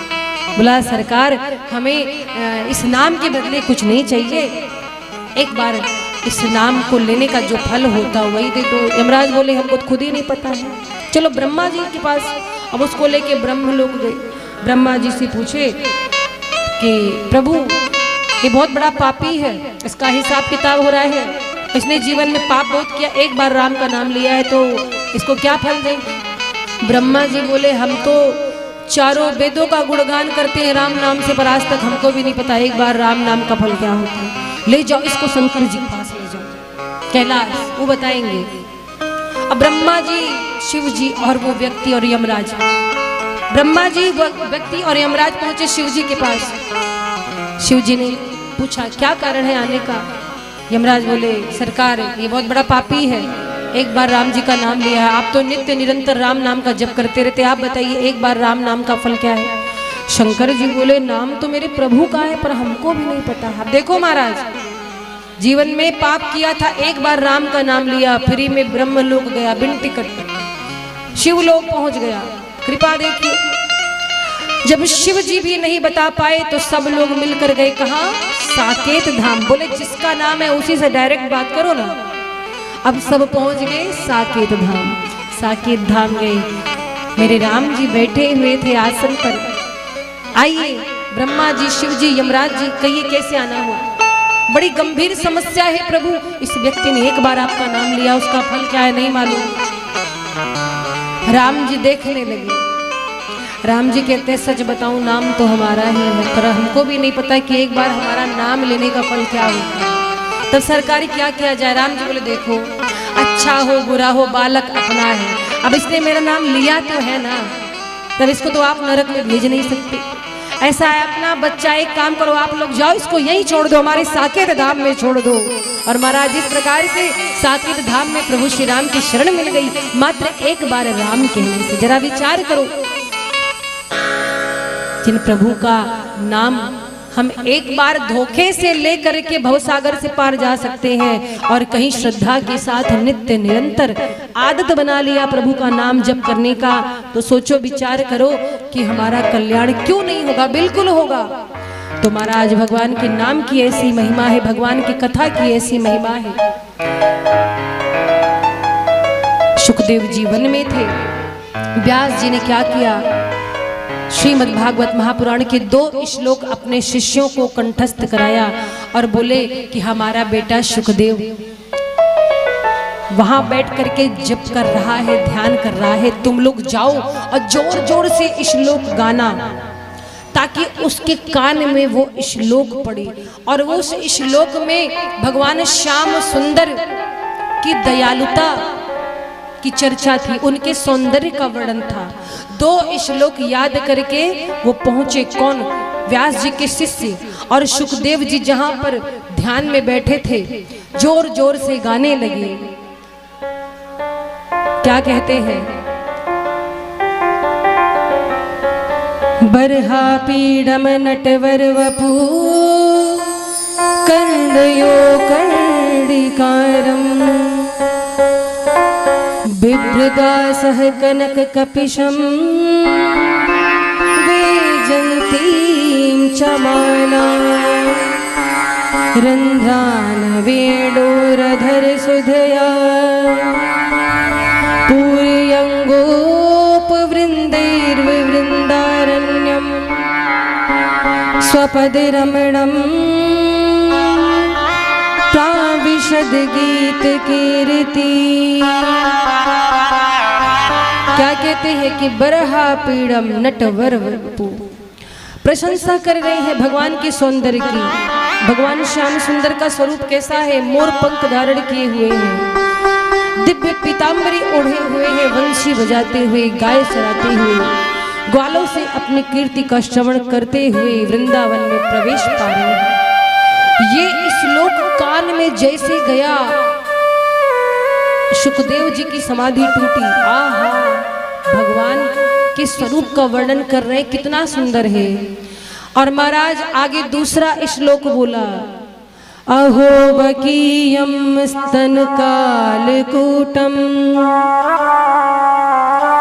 जिघांसया पायदप्य साध्वी लेभे गतिम धात्रयुचितां ततोऽन्यं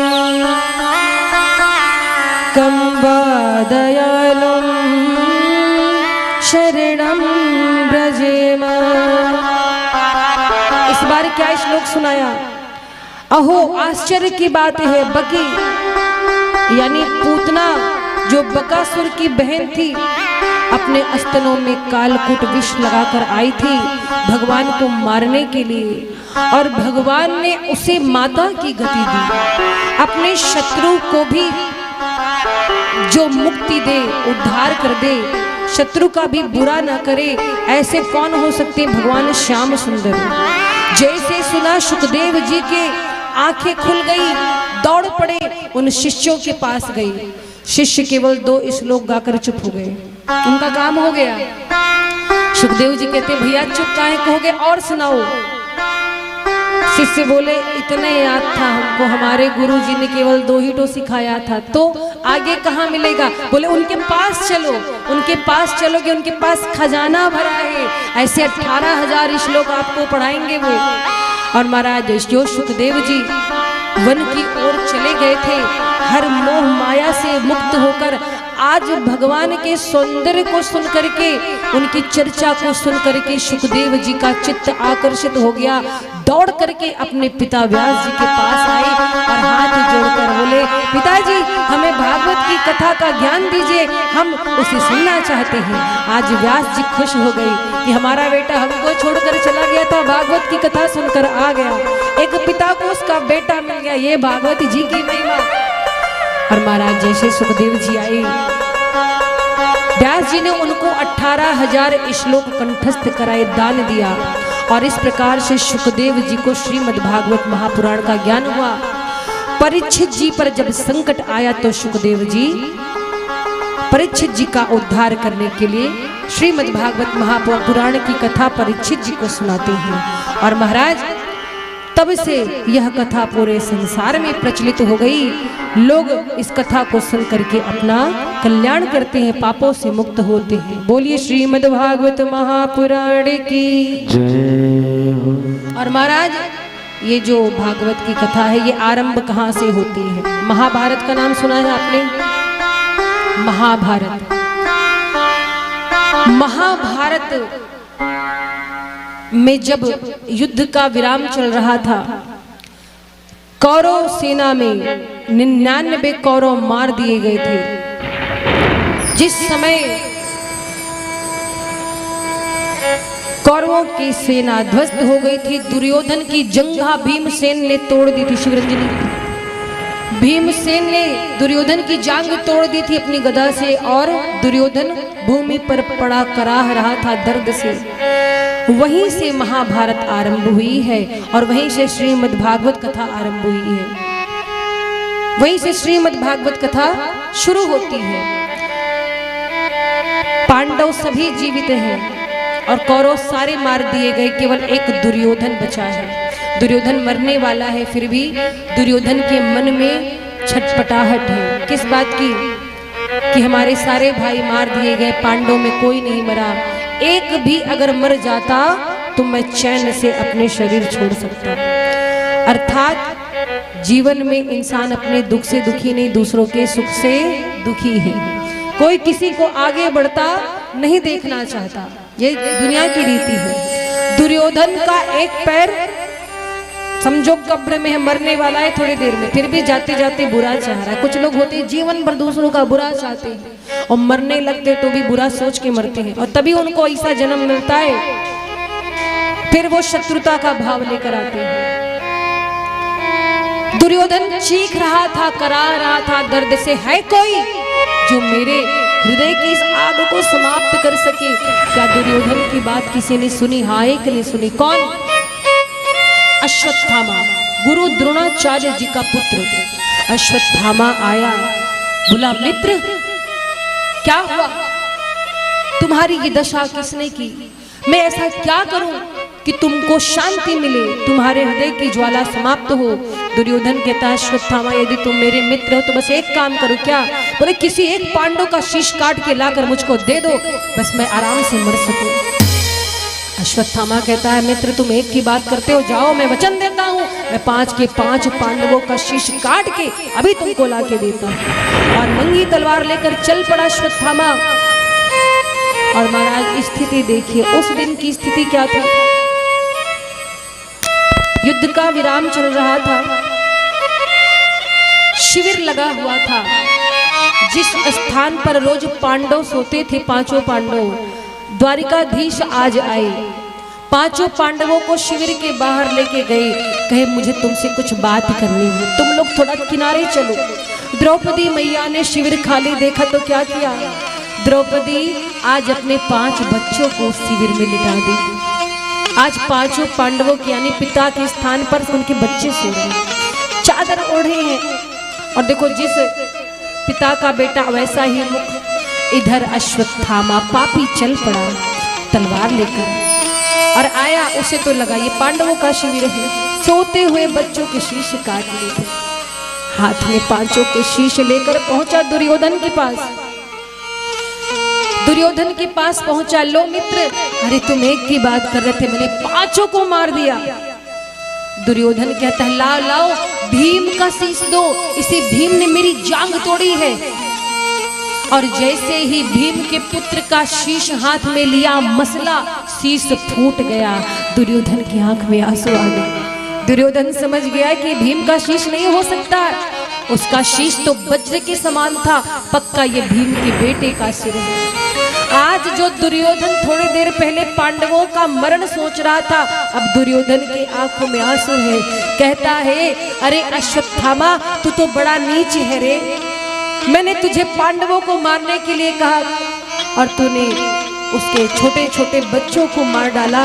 अरे बच्चों से क्या दुश्मनी थी, तूने मेरे वंश में पानी देने वाला नहीं छोड़ा। दुर्योधन का हृदय और जोर से जलने लगा और महाराज हाय हाय करता हुआ दुर्योधन अपना शरीर छोड़ दे। इधर अश्वत्थामा को लगा कि मैंने बहुत बड़ा पाप कर दिया है। अश्वत्थामा डर के मारे वहां से भागा। इधर सुबह हुई, द्रौपदी मैया शिविर में आई और जब अपने बच्चों को देखा, धड़ है, सिर गायब है, लहू लुहान, चित्कार उठी, रोने लगी द्रौपदी मैया। और द्रौपदी मैया जोर जोर से रोती है, माता शिशूनां निधनम सुतानां निशम्य घोरं परितृप्यमाना। द्रौपदी जी रोती हैं जोर जोर से और कहती द्वारिकाधीश आपके रहते ही ऐसा हुआ है, ये गलत है। देखो अरे मेरे छोटे छोटे बच्चों का क्या दोष था, जो मेरे छोटे बच्चों का शीश काट लिया गया सोते हुए, इन्होंने किसका क्या बिगाड़ा था। आपके रहते ये हो रहा है द्वारिकाधीश, क्या ये न्याय संगत है। द्वारिकाधीश चुपचाप खड़े सुन रहे हैं। कहते द्रौपदी बोल चुकी, अब सुनो। ये अश्वत्थामा पांडवों को मारने आया था। अगर मैं आज तुम्हारे पतियों को शिविर से बाहर लेके न जाता तो आज तुम विधवा हो चुकी होती। और इसीलिए कहते महाराज भगवान जो करते अच्छे के लिए करते हैं। द्वारिकाधीश कहते मैंने कभी किसी के साथ अन्याय नहीं किया है द्रौपदी। और महाराज पता चलता है कि यह घृणित कार्य अश्वत्थामा ने किया है तो अर्जुन अपना गांडीव उठाते हैं, अश्वत्थामा को बांध करके लाते हैं। लो द्रौपदी, तुम्हारे पुत्र का हत्यारा सामने खड़ा है, बोलो क्या दंड दिया जाए। धन्य है द्रौपदी मैया, दूसरी कोई माँ होती कहती अभी इसको मार डालो, इसने मेरे बच्चों को मार दिया है। लेकिन द्रौपदी जी क्या कहती हैं, सुनिएगा भाव देखिए, त्याग देखो। माँ द्रौपदी का कहती है कि अगर इसको मारने से मेरे 5 बच्चों में से एक भी वापस आ जाए तो इसको मार दो, क्या मेरा 5 लौट आएंगे कोई? छोड़ दो, जाने दो। अर्जुन कहते हैं अरे द्रौपदी इसने तुम्हारे बच्चों को मारा है। द्रौपदी मैया कहती है मेरे पास पति है, मैं उनके भरोसे जीवन बिता लूंगी, पर याद करो इसकी माँ के विषय में। माँ कृपी जिनके पति जा चुके, इनके पास केवल एक बेटा है, बेटे का सहारा है, ये भी मर जाएगा तो उनका क्या होगा। आज की दुनिया में कौन सोचता है ऐसा किसी के लिए, ऐसा हृदय तो माँ द्रौपदी का। तो महाराज अर्जुन दंड देते हैं अश्वत्थामा को, कहते हैं ये ब्राह्मण पुत्र है और ब्राह्मणों को कभी वध नहीं करना चाहिए, क्योंकि ब्राह्मण का यदि आपने वध कर दिया तो ब्रह्म हत्या का पाप लगता है। तो ऐसे में क्या किया जाए भाई, उसने गलत काम भी किया था तो ऐसे में दंड देना चाहिए। तो क्या दंड दिया, किसी ब्राह्मण के लिए वध से बढ़कर होता उसका अपमान करना। अर्जुन कहते हैं कि मैं इसका अपमान करूंगा। पूरी सभा के मध्य दाढ़ी मूछ साफ करा दी अश्वत्थामा की, और मुकुट की जो मणि थी वो अपनी तलवार की नोक से निकाल ली, धक्का मारकर सभा से बाहर कर दिया। अश्वत्थामा क्रोध में आ गया, बदले की भावना आ गई, और बदले की भावना जब आई तो क्या किया, ब्रह्मास्त्र चलाया। इधर द्वारिकाधीश जा रहे थे, कहाँ, द्वारिका। बोले अब युद्ध पूर्ण हुआ, पांडवों की विजय हुई, अब मैं चलता हूँ। जैसे ही भगवान द्वारिकाधीश रथ पर सवार होने वाले थे द्वारिका जाने के लिए, तब तक उत्तरा आई दौड़ी दौड़ी। उत्तरा कौन है, अभिमन्यु की पत्नी, पांडवों की कुलवधू। उत्तरा दौड़ती हुई क्यों आई, अश्वत्थामा ने ये विचार किया कि पांडवों ने मेरा अपमान किया है, अब मैं इनके वंश में किसी को छोड़ूंगा नहीं। तो उसको मालूम था कि पांडवों के आखिरी वंशज परीक्षित जी उत्तरा के गर्भ में है, आज मैं इसका गर्भ ही नष्ट कर दूंगा। और इसी बदले की भावना में ब्रह्मास्त्र छोड़ दिया। ब्रह्मास्त्र जलता हुआ आ रहा था उत्तरा के गर्भ की ओर। उत्तरा ने सोचा कि दौड़कर द्वारिकाधीश की शरण में जाऊं, द्वारिकाधीश ही मेरी रक्षा कर सकते हैं।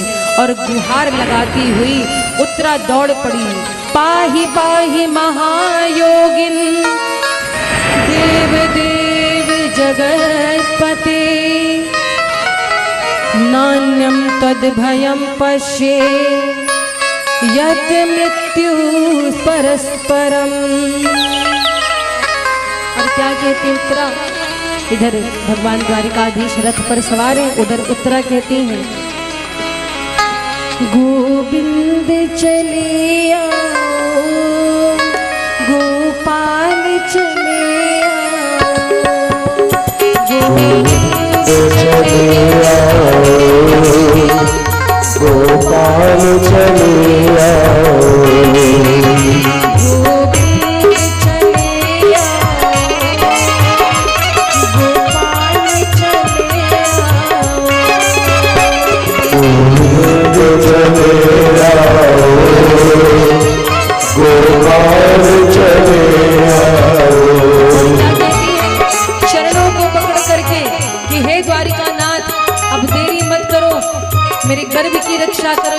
ब्रह्मास्त्र मेरा गर्भ जला देगा, मैं मर जाऊं ठीक है, पर मेरा ये जो बालक है, जो शिशु है, पांडवों का आखिरी वंशज है, इसकी रक्षा करना द्वारिकानाथ। और क्या कहते हैं, दुख हरो द्वारिकानाथ शरण में तेरी, दुख हरो द्वारिकानाथ शरण में तेरी।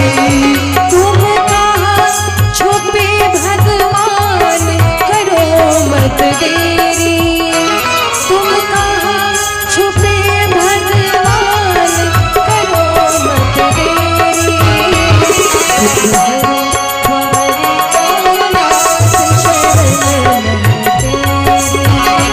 दुख हरो द्वारिकानाथ शरण में तेरी।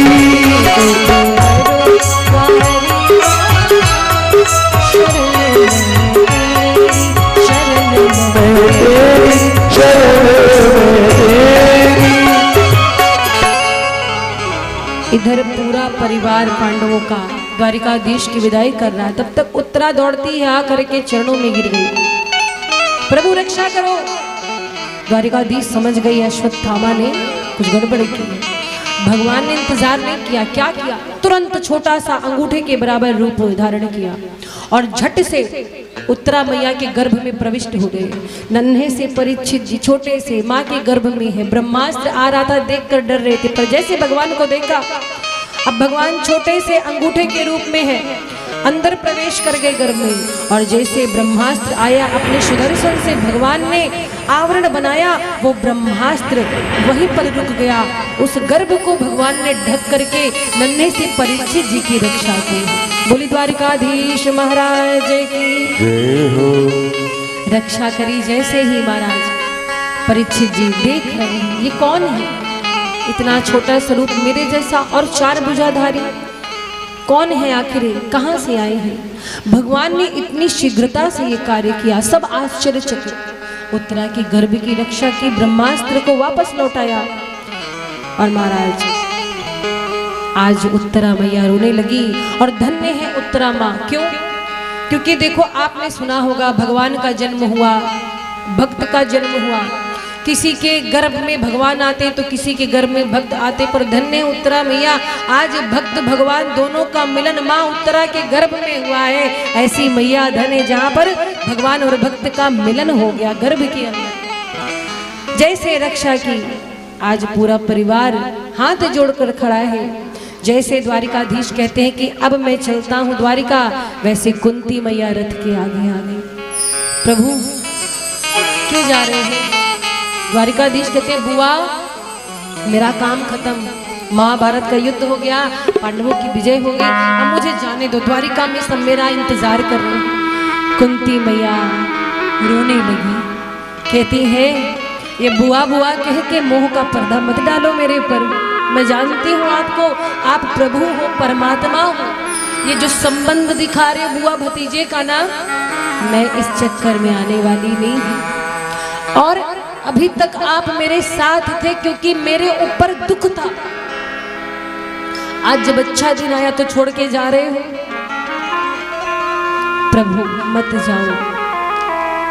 ठाकुर जी हंसते हैं, माँ जाने दो, बुआ जी जाने दीजिए।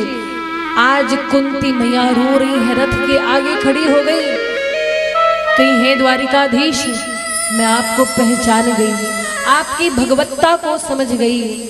मेरे भीम को जब लड्डू में विष दुर्योधन ने खिलाया था तब भी आपने ही रक्षा करी थी।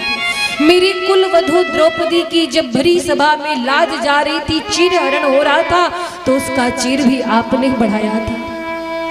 अर्जुन के गांडीव में वो ताकत नहीं थी कि वो महाभारत का युद्ध जीत सकता, आप सारथी बने इसलिए मेरे बच्चे जीते। लच्छाग्रह की अग्नि से मेरे बच्चों को आपने बचाया, आपने हर कदम पर मेरा साथ दिया, और आज जब सुख के दिन आए तो छोड़ के जा रहे। द्वारिकाधीश कहते बुआ अभी तक कष्ट था तो मैंने साथ दिया, तो आपका अच्छा दिन है, कम से कम अब तो मुस्कुरा के जियो। आज कुंती मैया ने बहुत बड़ी बात कह दी, जीवन में कोई इंसान ऐसा नहीं होगा जो भगवान से खड़ा होकर के दुख मांगे, लोग क्या कहते हैं, भगवान हमारे बाल बच्चे सुखी रहे, हमें सुखी करना है ना, तमाम तरह की कामनाएं होती हैं। कोई धरती पर ऐसा जो कह दे भगवान हमको दुख दो, हम रोते रहे, कोई नहीं कहता। पर आज माता कुंती ने कहा, क्यों? कहती हैं कि हे प्रभु, अभी तक जब हम दुख में थे, मेरा परिवार दुख में था, तब आप हमारे साथ थे, और आज जब सुख आया आप जा रहे हैं। अरे आग लगे ऐसे सुख को जिसमें आपका साथ छूट जाए। क्या भाव है माता कुंती का। कहती है भले दुख था पर आप तो सामने थे, और आप थे तो मुझे बल मिलता था द्वारिका नाथ। आज सुख का लोभ दे करके साथ छोड़ करके जा रहे हो, जाने नहीं दूंगी, मैं नहीं जाने दूंगी। और माता कुंती हाथ जोड़ करके स्तुति करती हैं। आज माँ कुंती दुख मांग रही है किससे? जो स्वयं आनंद स्वरूप है, सच्चिदानंद है, जिसके पास दुख है ही नहीं, आज उससे दुख मांग रही है। कहती हैं कि मैं आपकी माया को समझ चुकी हूँ, आप जो ये माया है ना दुनिया पर चला सकते हो, मुझ पर नहीं प्रभु। ये मोह का पर्दा मत डालो बुआ बुआ करके, मैं समझ गई हूँ। जैसे किसी गांव में या किसी नगर में जादूगर जाए, जादूगर जानते, जादू दिखाने वाला, जादूगर जादू दिखाता है तो सबको लगता अरे चमत्कार हो गया, पर उसकी सच्चाई उसके साथ में एक जमूड़ा होता है, वो जानता है। तो दुनिया को आश्चर्य होता है पर जमूड़े को आश्चर्य नहीं होता, क्योंकि उसको मालूम है ये हाथ की सफाई कैसे कर रहा है, क्या ट्रिक है। तो वैसे कुंती मैया कहती है कि मैं इस चीज को समझ गई हूं, मैं आप की महानता को समझ गई हूं, और हे प्रभु आप हमारा साथ छोड़ करके मत जाइए।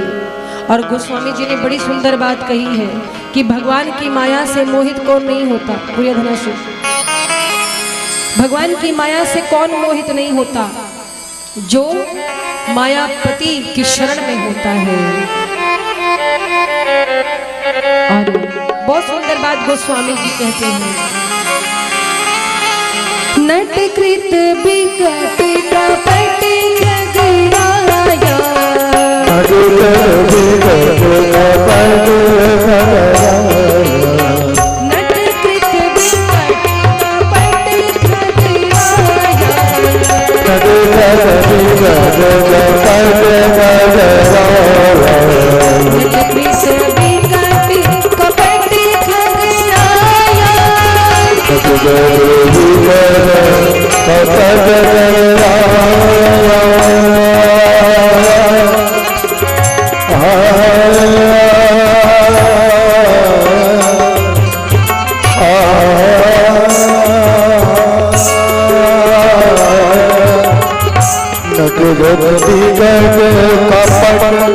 खगराया, नटकृत बिकट कपट खगराया, नट सेवक ही न व्यापी माया, नट सेवक ही न व्यापी माया, नट सेवक ही न व्यापी माया, नट सेवक ही न व्यापी माया, नट कृत बिकट कपट खगराया,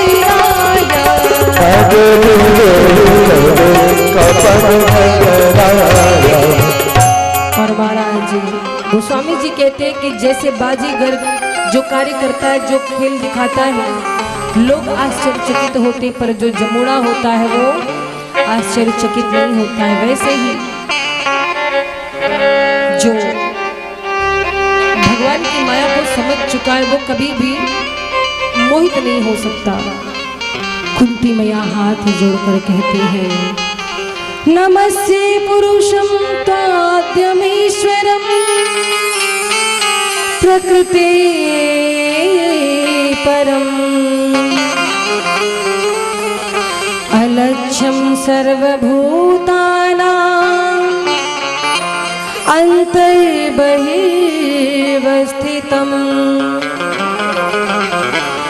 माया जवनिका छन्नम्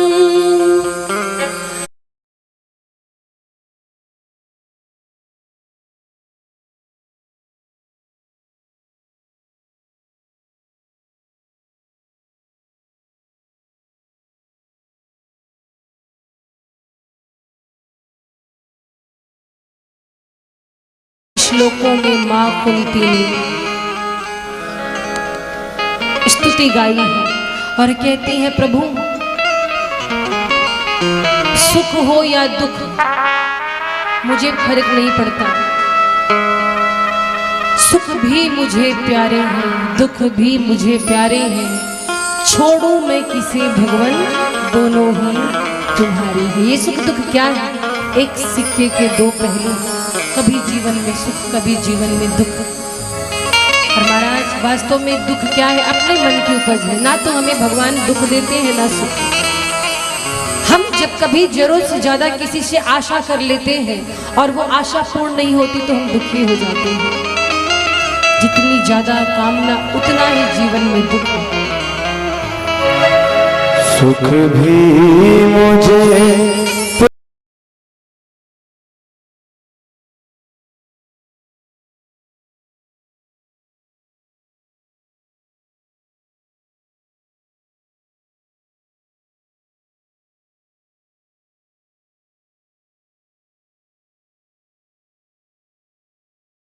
किसे भगवान दोनों तुम्हारे,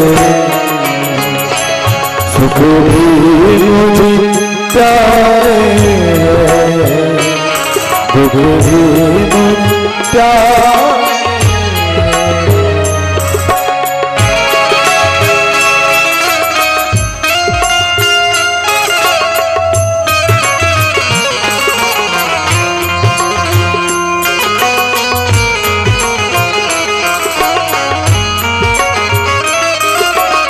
सुख को बरसते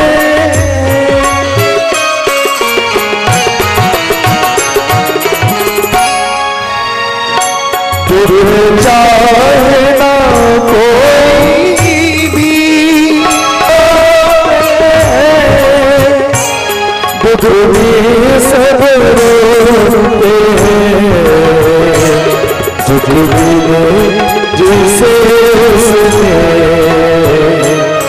दुख भी तो सहारे,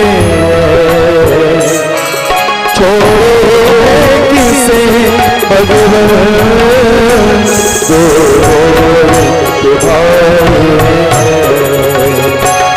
सुख भी मुझे प्यारे।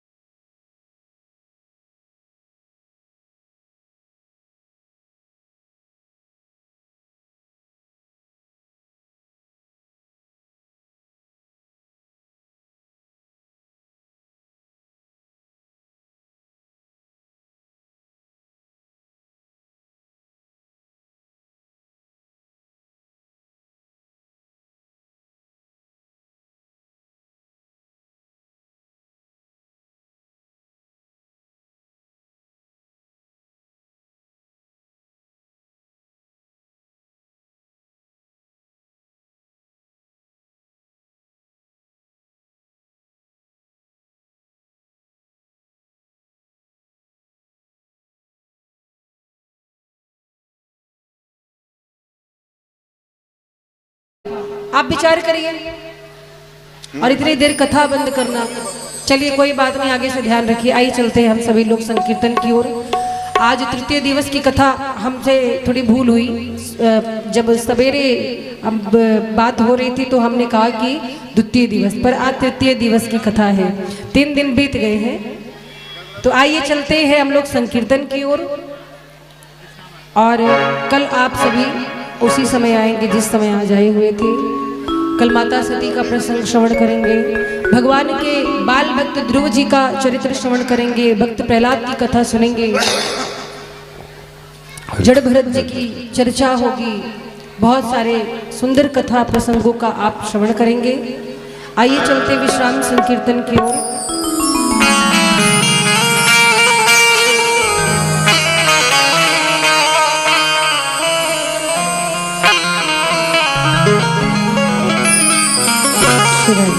जय जय श्री राम।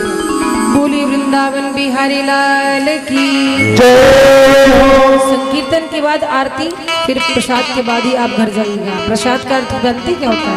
परमात्मा का साक्षात दर्शन। ठीक है। निकुंज में विराजे घनश्याम राधे राधे, निकुंज में विराजे घनश्याम राधे राधे, निकुंज में विराजे घनश्याम राधे राधे,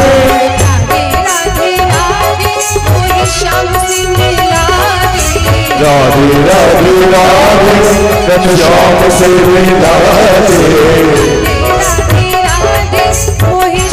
से मिला दे, राधे राधे राधे घनश्याम से मिला दे।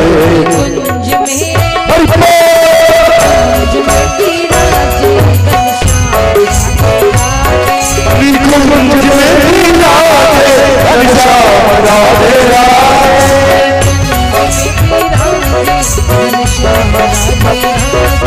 निकुंज में विराजे घनश्याम राधे राधे,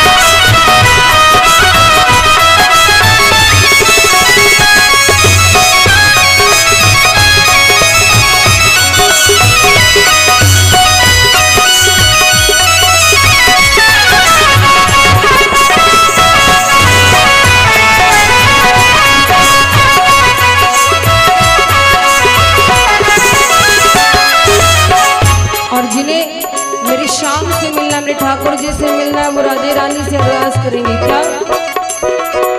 राधे राधे राधे मोहे श्याम से मिला रे, राधे राधे मोहे श्याम से मिला रे, राधे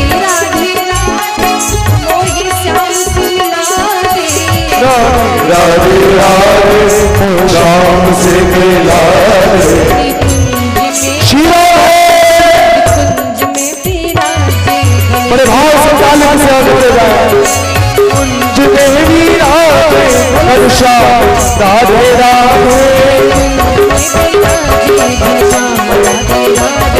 कुंज में विराजे श्याम राधे राधे कुंज में विराजे श्याम राधे राधे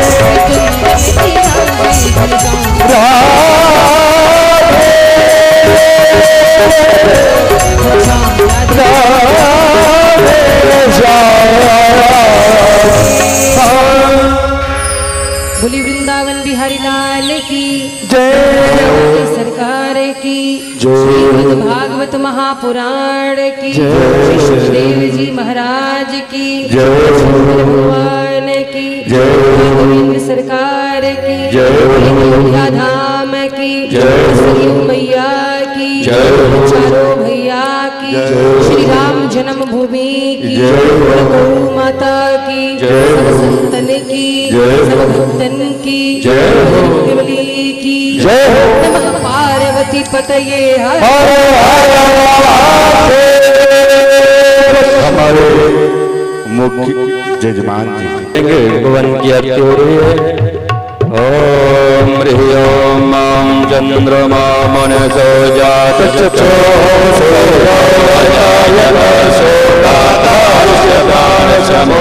समुखाग्निरजायत तेरी मूर्ति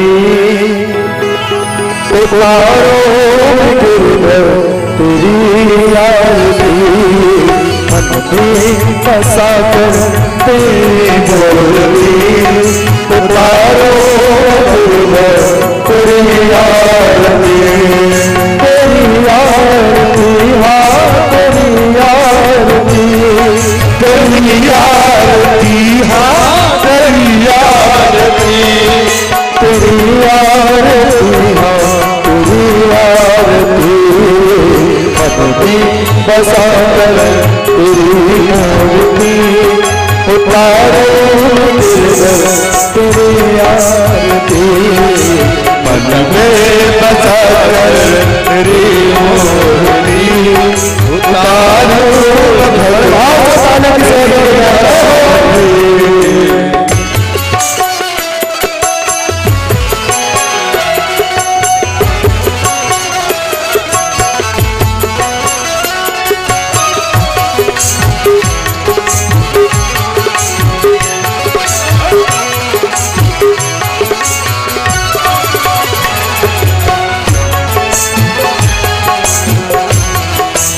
हरि बोल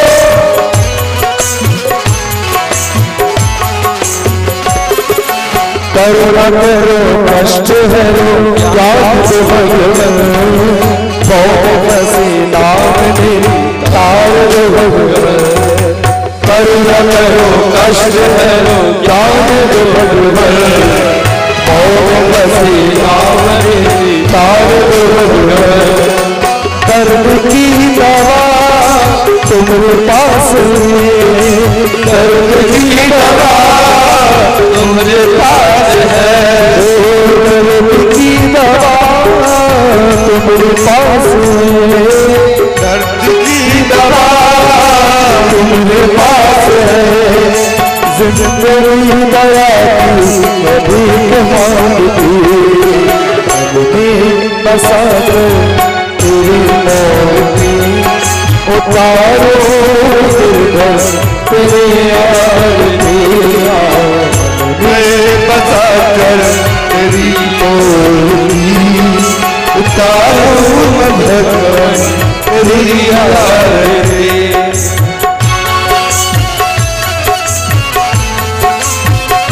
जय हो बोले राधा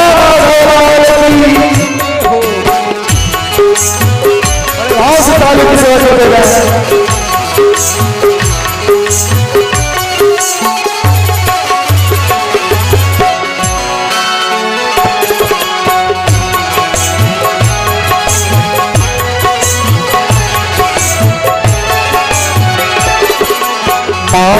तुझसे क्या मैं सोचूं भगवान, जिंदगी जब तेरे नाम कर दी अर्पण।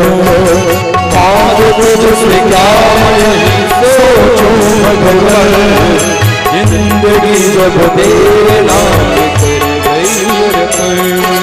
सब कुछ तेरा कुछ नहीं मेरा, सब कुछ तेरा कुछ नहीं मेरा, सब कुछ तेरा कुछ नहीं मेरा, कुछ तेरा कुछ नहीं मेरा। चिंता है तुझको प्रभु संसार की, मन में बसा कर तेरी मोरनी उतारो हृदय तेरी आरती। मन में बसा कर तेरी मोरनी उतारो हृदय तेरी आरती।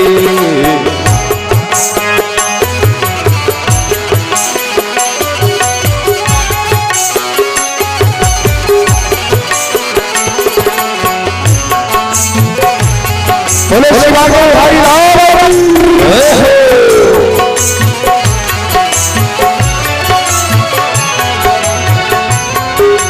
वेद तेरी महिमा गाए सत करे व्यास, नारद गुणगान करे छेड़ हिलाता।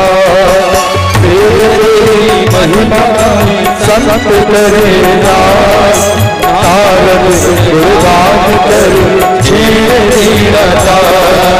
भक्त तेरे करते उपाधि मूर्ति उतारो हृदय तेरी आरती। करो करुणा अवतार संसार सारा तुझ दीना, सदा वसनम हृदयारती।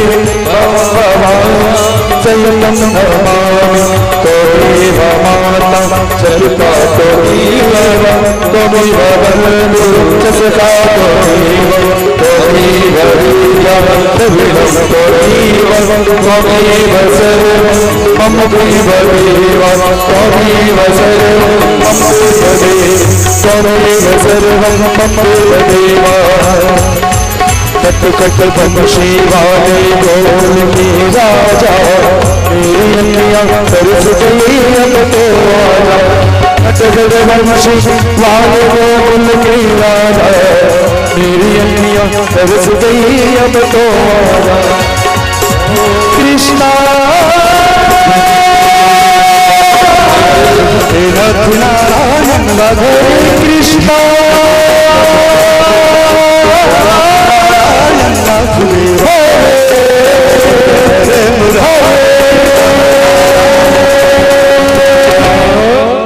जलेन चेतलेन पुष्पैरेहवन्नं मारात् ग्रहणं देव सहेयात्मनं ग्रहणं मंत्रवतवाञ्जलिम।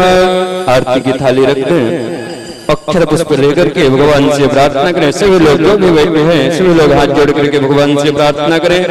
ओम नाना सुगंध पुष्पाणि यारालोकमानि च परमेश्वर प्राण पुरुषोत्तमाय नमः। प्रार्थना मंत्र पदवांजलिं समर्पयामि। नमस्करोमि प्रणमेते, चढ़ा करके प्रणाम करें। बोले श्रीमद् भागवत महापुराण की जय, बोले ध्यानाथ भगवान की जय, बोले वृंदावन बिहारी लाल की जय हो, बोले भागवत महापुराण की जय हो, बोले संत समाज की जय हो, संत सनातन धर्म की जय हो, धर्म की जय हो, धर्म की जय हो, अधर्म का नाश हो, धर्म का नाश हो। कम से कम जयकारे में तो आवाज खुली है, जयकारे में कम से कम आप लोग मुंह खोल लीजिए। अभी अगर लड़ाई होगी तो 4 गांव तक आवाज सुनाई देगी। जयकारे में जय बोलने में तकलीफ